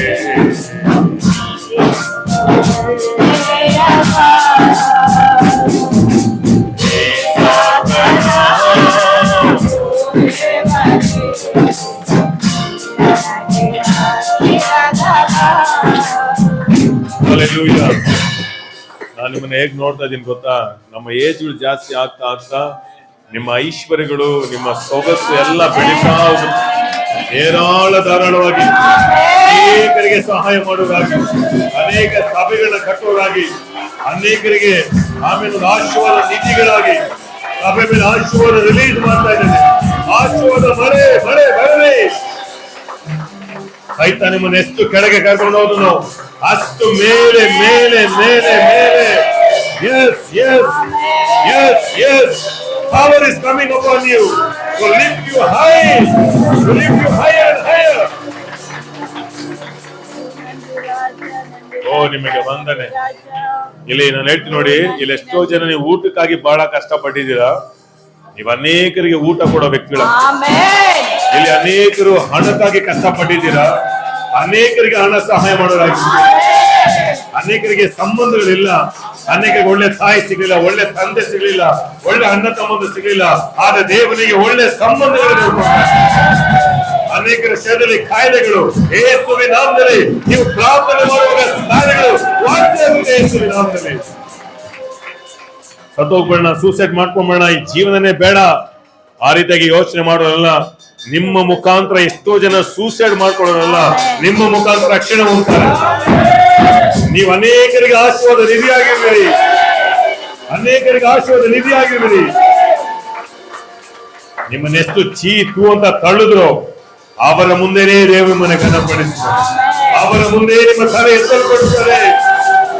ಓ ನಿಮಗೆ ವಂದನೆ ವಂದನೆ ವಂದನೆ. ಕೆಲಸಕ್ಕಾಗಿ ಅಲುಗಾಡ್ತಾ ಇದ್ದೀರಾ, ಅನೇಕರಿಗೆ ಕೆಲಸಗಳಾಗಿ ನೀವು ಮಾರ್ಪಡಿಸಿ, ಅನೇಕರ ಓನರ್ಗಳಾಗಿದ್ದವರು ಮಾಡುವುದು, ಅನೇಕರಿಗೆ ಬಿಸ್ನೆಸ್ ಓನರ್ ಆಗಿ ಮಾಡುವುದು. ಓ ಶಾಲಾಬ ಲಾಖಾಬು ಸಂದರಬ, ನಿಮ್ಮ ಮನೆಗೆ ರಕ್ಷಣೆ ಉಂಟಾಗುತ್ತದೆ. ರಕ್ಷಿಸಲ್ಪಡದವರು ರಕ್ಷಣೆ ಉಂಟಾಗುತ್ತದೆ. ಕರ್ತನೇ ನಿಮಗೆ ವಂದನೆ, ಕರ್ತನೇ ನಿಮಗೆ ವಂದನೆ, ಕರ್ತನೇ ನಿಮಗೆ ವಂದನೆ. ದೇವರು ನಿಮ್ಮನ್ನು ಆಶೀರ್ವದಿಸಿದ್ದಾರೆ ಅಂತ ಹೆಂಗ್ ಗೊತ್ತಾಗೋದು ಗೊತ್ತಾ? ನಿಮ್ಮ ಜೀವನದಲ್ಲಿ ಒಳ್ಳೆ ಹೆಂಡತಿ, ಒಳ್ಳೆ ಸಭೆ, ಇದರಲ್ಲಿ ಒಂದು ನಿಮ್ಗೆ ಸಿಗ್ತಾ ನಿಮ್ಮ ಲೈಫೇ ಚೇಂಜ್ ಆಗ್ಬೋದು. ಕರ್ತನೇ ನಿಮಗೆ ಸ್ತೋತ್ರ. ಇಲ್ಲಿ ಬಂದ್ರೆ ಒಬ್ಬೊಬ್ಬರ ಜೀವನದಲ್ಲಿ ಕೂಡ ಹಾಗೆ ಕಾರ್ಯ ಮಾಡೋದಕ್ಕಾಗಿ ಯಾರಿಲ್ಲಿ ಬರಿದಾಗಿ ಹೋಗೋದಿಲ್ಲ. ಈ ಡಿಸೆಂಬರ್ ತಿಂಗಳಲ್ಲಿ ನೀನು ನಿಶ್ಚಯವಾಗಿಯೂ ಸೇವಕನಾದ ನನ್ನ ಮಾತನ್ನು ಘನಪಡಿಸಿ, ಯಾವುದೆಲ್ಲ ಸೈತಾನು ಕದ್ದಿದ್ದನು ಏಳಷ್ಟು ವಾಪಸ್ ತರಲಿ, ಏಳಷ್ಟು ವಾಪಸ್ ತರಲಿ. 7 times restoration, 7 times spiritually, physically, financially, in the mighty name of Jesus. Restore agli Yeshuviನ ನಾಮದಲ್ಲಿ, restore agli Yeshuviನ ನಾಮದಲ್ಲಿ. Yes, yes, you shall not die, you shall not die, you will live long, you will be a blessing. ಯೇಸುವಿನ ನಾಮದಲ್ಲಿ ಹಾಗೆ ಮಾಡಿ ನನ್ನ ನಾಮಕ್ಕೆ ಮಹಿಮೆ ತರಲಿ. ನಮ್ದಿನ ಅನೇಕ ಜೀವನದ ಆಗ್ಲೇ ಆರಂಭಿಸ್ಬಿಟ್ರು. ಕರ್ತ ನಿಮ್ಮ ಕೊಂಡು ದೊಡ್ಡ ದೊಡ್ಡ ಕಾರ್ಯ ಮಾಡು, ಕರ್ತ ದೊಡ್ಡ ದೊಡ್ಡ ಕಾರ್ಯ ಮಾಡು ಯೇಸುವಿನ ನಾಮದಲ್ಲಿ. ಆಮೇಲೆ ಇಷ್ಟಪಟ್ಟು ಸಂತೋಷವಾಗಿ ಆಸೆ ಪಡಿ ನಿಮ್ಮ ಕೈಗಳ ದೇವರು ಬಿತ್ತನೆ ಕೊಡ್ತಾರೆ. ಬರೆದಿರೋ ಹಣ ಬಂದು ಸೇರುತ್ತೆ. ಕರ್ತ ನೀನು ಹಾಗೆ ಮಾಡಿ ಈ ಸಭೆ ನಿನ್ನದೇ ಎಂಬುದನ್ನ ನೀನು ಅದ್ಭುತ ಮಾಡಿ ನಡೆಸು. ಯಾರೆಲ್ಲ ಬಿತ್ತನೆ ಮಾಡಿದಾರೋ, ಬಿತ್ತನೆ ಮಾಡಕ್ಕಿದ್ದಾರೋ ಅವನ್ನೆಲ್ಲ ಆಶೀರ್ವದಿಸ್ತೇನೆ. ನಿನ್ನ ಆಲಯವನ್ನು ಮುಟ್ಟುವವರು ಸಾಧಾರಣವಾಗಿರೋದಿಲ್ಲ. ಅವರ ಕುಟುಂಬಗಳು ಕಟ್ಟಲ್ಪಡಲಿ, ಅವರ ಜೀವಿತ ಕಟ್ಟಲ್ಪಡಲಿ, ಶರೀರದಲ್ಲಿ ಆರೋಗ್ಯ ಉಂಟಾಗಲಿ, ಸಡನ್ ಶಿಫ್ಟ್ ಆಗಲಿ ಯೇಸುವಿನ ನಾಮದಲ್ಲಿ. ಫೈನಾನ್ಸ್ ಅಲ್ಲಿ ಶಿಫ್ಟ್ ಆಗಲಿ ಯೇಸುವಿನ ನಾಮದಲ್ಲಿ. ಫೈನಾನ್ಸ್ ಅಲ್ಲಿ ಶಿಫ್ಟ್ ಆಗಲಿ ಯೇಸುವಿನ ನಾಮದಲ್ಲಿ. ಬೇರೂರಿ ಬೆಳೆದು ಫಲ ಕೊಡಲಿ. ಜೀವನಕ್ಕೆ ಒಂದು ಒಳ್ಳೆ ಅರ್ಥ ಬರಲಿ. ಕಪಿತ ಹಾಗೆ ರಿಸರೆಕ್ಟ್ ಆಗಲಿ. ಅವರ ಮನೆಗಳಲ್ಲಿ, ಕುಟುಂಬಗಳಲ್ಲಿ ಏನೆಲ್ಲ ಸತ್ತು ಹೋಗಿದೆಯೋ ಅವರ ರಿಸರೆಕ್ಷನ್ ಆಗಲಿ. ರಿಸರೆಕ್ಷನ್ ಆಗಿ ಯೇಸುವಿನ ನಾಮದಲ್ಲಿ. ಕರ್ತನೇ ನಿಮಗೆ ವಂದನೆ. ಈಗ ನೋಡಿ, ನಾವು ಸಭೆಗೆ ಜಾಗ ಅಂತೂ ತಗೊಳಕ್ ಆಗಲ್ಲ ಈಗಿರೋ ಪರಿಸ್ಥಿತಿಗೆ ಒಂದೇ ತಿಂಗಳಲ್ಲಿ. ಆದ್ರಿಂದ ಅಟ್ಲೀಸ್ಟ್ ಮೀಡಿಯಾಗಾದ್ರೂ ಸ್ವಲ್ಪ ಕೈ ಹಾಕೋಣ. ದೇವ್ರು ಏನ್ ಮಾಡ್ತಾರೆ, ಸಹಾಯ ಮಾಡೇ ಮಾಡ್ತಾರೆ. ಇದನ್ನು ಅನೇಕರಿಗೆ ನೋಡಿ, ಎಷ್ಟೋ ಜನ ಕರ್ನಾಟಕದಲ್ಲಿ ನೋಡಿ, ಈಗ ಚಿಕ್ಕಮಗಳೂರಿಂದ ಬಂದಿದ್ದಾರೆ. ಅವ್ರೆಲ್ಲ ಹೇಳ್ತಾರೆ, ಎಷ್ಟೋ ಜನ ನಾವು ಟಿವಿಯಲ್ಲಿ ಯೂಟ್ಯೂಬಲ್ಲಿ ನೋಡ್ತಾ ಇದ್ದೀವಿ, ಇದು ನಮ್ಗೆ ವಾರ ವಾರ ಬಂದ್ರೆ ಲೈವ್ ಬಂದು ಇನ್ನೂ ಚೆನ್ನಾಗಿರುತ್ತೆ ಅಂತ ಹೇಳಿ. ಅದನ್ನ ನಾವು ಅನೇಕರಿಗೆ ಆಶೀರ್ವಾದ ಆಗುವಾಗ ಸಭೆದವ್ರು ಇನ್ಕ್ರೀಸ್ ಮಾಡ್ತಾರೆ. ಹಲ್ಲೆಲೂಯಾ. ಸೊ ಅದಕ್ಕೆಲ್ಲ ನಮ್ ಕೈ ಇರುವಾಗ ಒಂದು ಕ್ಯಾಮ್ರಾಗ ಒಂದು ಕೈ ಹಾಕ್ತೀರಾ ಅಂತಂದ್ರೆ ಅಲ್ಲಿ ರಕ್ಷಣೆ ಹೊಂತಾರಲ್ವಾ, ನನ್ನ ಜೊತೆ ನೀವು ಸೇರಿ ಸೇವೆ ಮಾಡ್ತಾ ಇದ್ದೀರಾ. ಸೊ ನಾನು ಒಬ್ಬನೇ ಅಲ್ಲ, ನೀವೆಲ್ಲ ನನ್ನ ಜೊತೆ ಇದ್ದೀರಾ. ಸೊ ಅಲ್ಲಿ ಒಂದು ಆತ್ಮ ರಕ್ಷಣೆ ಹೊಂದಿದ್ರೆ ಆ ಪ್ರತಿಫಲನ ನಿಮ್ಮ ಮೇಲೆ, ನಿಮ್ಮ ಮಕ್ಕಳ ಮೇಲೆ, ನಿಮ್ಮ ಮೊಮ್ಮಕ್ಕಳ ಮೇಲೆ ಎಲ್ಲ ಬಂದು ಯೇಸು ನಾಮದಲ್ಲಿ ಬೀಳಲಿದೆ. ಕರ್ತನ ಹಾಗೆ ಮಾಡ್ಲಿ. ಎಷ್ಟೋ ಜನ ಕಾಣಿಕೆಯಿಂದ, ದಶಮಭಾಗದಿಂದ, ಆಹಾರದಿಂದ ಒಳ್ಳೆ ಒಳ್ಳೆ ಕಾರ್ಯಗಳನ್ನ ಮಾಡಿ ನಮ್ಮನ್ನ ಸಂತೋಷ ಪಡಿಸಿದ್ದೀರಾ. ದೇವ ನಿಮ್ಮನ್ನ ಸುಮ್ಮನೆ ಬಿಡೋದಿಲ್ಲ. ಅದು ಚಿಕ್ಕದಾದ್ರು ದೊಡ್ಡದಾದ್ರು, 100 ರೂಪಾಯಿ ಆದ್ರೂ 10 ರೂಪಾಯಿ ಆದ್ರೂ ದೇವರ ಲೆಕ್ಕದಲ್ಲಿ ಇಟ್ಟಿದ್ದಾರೆ. ಅದೆಲ್ಲ ಆಶೀರ್ವಾದ ಮೇಲೆ ಬರಬೇಕು. ರೀತಿ ತಗೊಳ್ಳೆ ಯೇಸುವಿನ ನಾಮದಲ್ಲಿ, ಕೈಯ ತಗೊಳ್ಳೆ ಯೇಸುವಿನ ನಾಮದಲ್ಲಿ. Thank you Lord. ನಾವು ಈ ಬೆಂಗಳೂರಲ್ಲಿ ಸಭೆಗೆ ಒಂದು ಜಾಗಕ್ಕಾಗಿ ತುಂಬಾ ಅಲ್ದ್ಬಿಟ್ಟೆ. ಅದೊಂದಿನ ಪ್ರೇಯರ್ ಮಾಡಿದೆ. ಕರ್ತನೆ, ಸೈತಾನಿಗೆ ಹೇಳಿದೆ, ನೀನು ಬೆಂಗಳೂರು ಒಂದು ಜಾಗ ಕೂಡ ಯೋಚನೆ ಮಾಡಿದಲ್ಲ, ಕರ್ನಾಟಕದಲ್ಲಿ ಒಂದೊಂದು ಸ್ಟೇಟ್ ಜಾಗ ಒಂದೊಂದು ಸ್ಟೇಟ್ ಬ್ಲೆಸ್ಸೆಸ್ ಇರ್ಬೇಕು. ಅದಕ್ಕೆ ನಮ್ಗೆ ಯಾವ್ದು ಸಿಗಲ್ವೋ ಅಲ್ಲಿ ಬಹಳ ಆಶೀರ್ವಾದ ಬರುತ್ತೆ. ಅದಕ್ಕೆ ನಿಮ್ಗೆ ಬಹಳ ಸಿಗ್ತಾ ಇಲ್ವಾ, ನೀವು ಅದ್ರಲ್ಲಿ ಆಶೀರ್ವಂತರಾಗ್ಬಿಡ್ತೀರಾ. ತುಂಬಾ ತುಂಬಾ ನಿಮ್ಮನ್ನ ಬೈದಿದ್ದಾರೆ ಜನರು, ತುಂಬಾ ಹೋಗ್ಬಿಡ್ತಾರೆ ನಿಮ್ಮನ್ನ. ತುಂಬಾ ತುಳಿದ್ರ ನಿಮ್ಮನ್ನ ತುಂಬಾ ಮೇಲೆ ಇರ್ತಾರೆ. ನೀವ್ ಯಾರಿಗೂ ಲಾಯಕ್ ಇಲ್ಲ ಅಂದ್ರ ನೀವು ಬಹಳ ಅನೇಕರಿಗೆ ಲಾಯಕ್. ಎಲ್ಲ ಪ್ರಮಾಣ ಇದು. ಸ್ಟಾರ್ಟಿಂಗ್ ಅಲ್ಲಿ ಶಿಲ್ಬೆ ಹೊತ್ಕೊಳ್ಳಿ, ನಾಳೆ ಕ್ರೌನ್ ಬರಲಿದೆ ನಿಮ್ ಜೀವನದಲ್ಲಿ. Next crown is coming to you. Crown ಬರಲಿದೆ ಯೇಸುವಿನ ನಾಮದಲ್ಲಿ. ಕರ್ತನೆ ಹಾಗೆ ಮಾಡಿದಕ್ಕಾಗಿ ಸ್ತೋತ್ರ. ಎಲ್ಲ ಸ್ತುತಿ ಘನ ಮಾನ ಮಹಿಮೆ ನಿಮ್ಮೊಬ್ಬರಿಗೆ ಸಲ್ಲಿಸ್ತೇನೆ. ಕೊಟ್ಟಂತ ಒಳ್ಳೆ ಶ್ರೇಷ್ಠವಾದ ಪ್ರಿಯವಾದ ಒಳ್ಳೆ ಸಹೋದರ ಸಹೋದರಿ ವಿಶ್ವಾಸಿಗಳಿಗಾಗಿ ನಾನು ಧನ್ಯವಾದ ಮಾಡ್ತೇನೆ. ಮನಸಾರ ನಾವು ಆಶೀರ್ವದಿಸ್ತೇವೆ. ಇವನ್ನು ನೆಲೆಗೊಳಿಸು. ಬೆಂಗಳೂರು ಪಟ್ಟಣದಲ್ಲಿ ಒಂದು ಸ್ವಂತ ಮನೆಗಳು ತಗೊಳ್ಳಿ, ಸ್ವಂತ ಬಿಸ್ನೆಸ್ ಗಳಾಗ್ಲಿ. ಇನ್ನು ಏರಾಳವಾಗಿ ನಮ್ಮ ಸಭೆ ಮಾತ್ರ ಅಲ್ಲ, ಏರಾಳವಾಗಿ ಅನೇಕ ಸಭೆಗಳಿಗೂ ಆಶೀರ್ವಾದವಾಗಿದೆ. ಕರ್ತನ ಹಾಗೆ ಮಾಡಬೇಕಾಗಿತ್ತು. ಯೇಸುವಿನ ನಾಮದಲ್ಲಿ ತಂದೆಯಾದ ದೇವರೇ, ನಮ್ಮ ಕರ್ತನಾದ ಯೇಸು ಕ್ರಿಸ್ತನ ಕೃಪೆಯು, ತಂದೆಯಾದ ದೇವರ ಪ್ರೀತಿ ಹಾಗೂ ಪವಿತ್ರಾತ್ಮನ ಅನ್ವಿತ ಐಕ್ಯವು ಎಂದು ಎಂದು ಸದಾಕಾಲವು ನಮ್ಮೆಲ್ಲರ ಸಂಗಡ ಇರಲಿ. Hallelujah, hallelujah. ಪುನರುತ್ಥಾನ ಶಕ್ತಿ ನಿಮ್ಮಲ್ಲಿ ಕೆಲಸ ಮಾಡಿ. ಪುನರುತ್ಥಾನ ಶಕ್ತಿ ನಿಮ್ಮಲ್ಲಿ ಕೆಲಸ ಮಾಡಿ. ಪುನರುತ್ಥಾನದ ಶಕ್ತಿ ನಿಮ್ಮಲ್ಲಿ ಕೆಲಸ ಮಾಡಿ. ಪುನರುತ್ಥಾನದ ಶಕ್ತಿ ನಿಮ್ಮಲ್ಲಿ ಕೆಲಸ ಮಾಡಿ. ಕೆಲಸ ಮಾಡಲಿ, ಕೆಲಸ ಮಾಡಲಿ. ರಿಲೀಸ್ ಮಾಡಿ ಯೇಸುವಿನ ನಾಮದಲ್ಲಿ. ಹೇಗೆ ಕೈ ಸೈತಾನೆ, ಹೇಗೆ ಯೇಸುವಿನ ನಾಮದಲ್ಲಿ, ಹೇಗೆ ಯೇಸುವಿನ ನಾಮದಲ್ಲಿ, ಹೇಗೆ ಯೇಸುವಿನ ನಾಮದಲ್ಲಿ, ಹೇಗೆ ಯೇಸುವಿನ ನಾಮದಲ್ಲಿ. ರಿಲೀಸ್ ಮಾಡಿ ಯೇಸುವಿನ ನಾಮದಲ್ಲಿ. ಎಲ್ಲ ಸ್ತುತಿಗನ ಮಾನ ಮಾಡಿ ಕರ್ತನ ಆಶೀರ್ವಾದದೊಂದಿಗೆ ಹೋಗಿ ಒಳ್ಳೆ ಒಳ್ಳೆ ಸಾಕ್ಷಿಯೊಂದಿಗೆ ವಾಪಸ್ ಬನ್ನಿ. ಕರ್ತ ನಿಮ್ಮನ್ನು ಆಶೀರ್ವದಿಸಲಿ. God bless you. Praise the Lord. ಸ್ತೋತ್ರ. God bless you.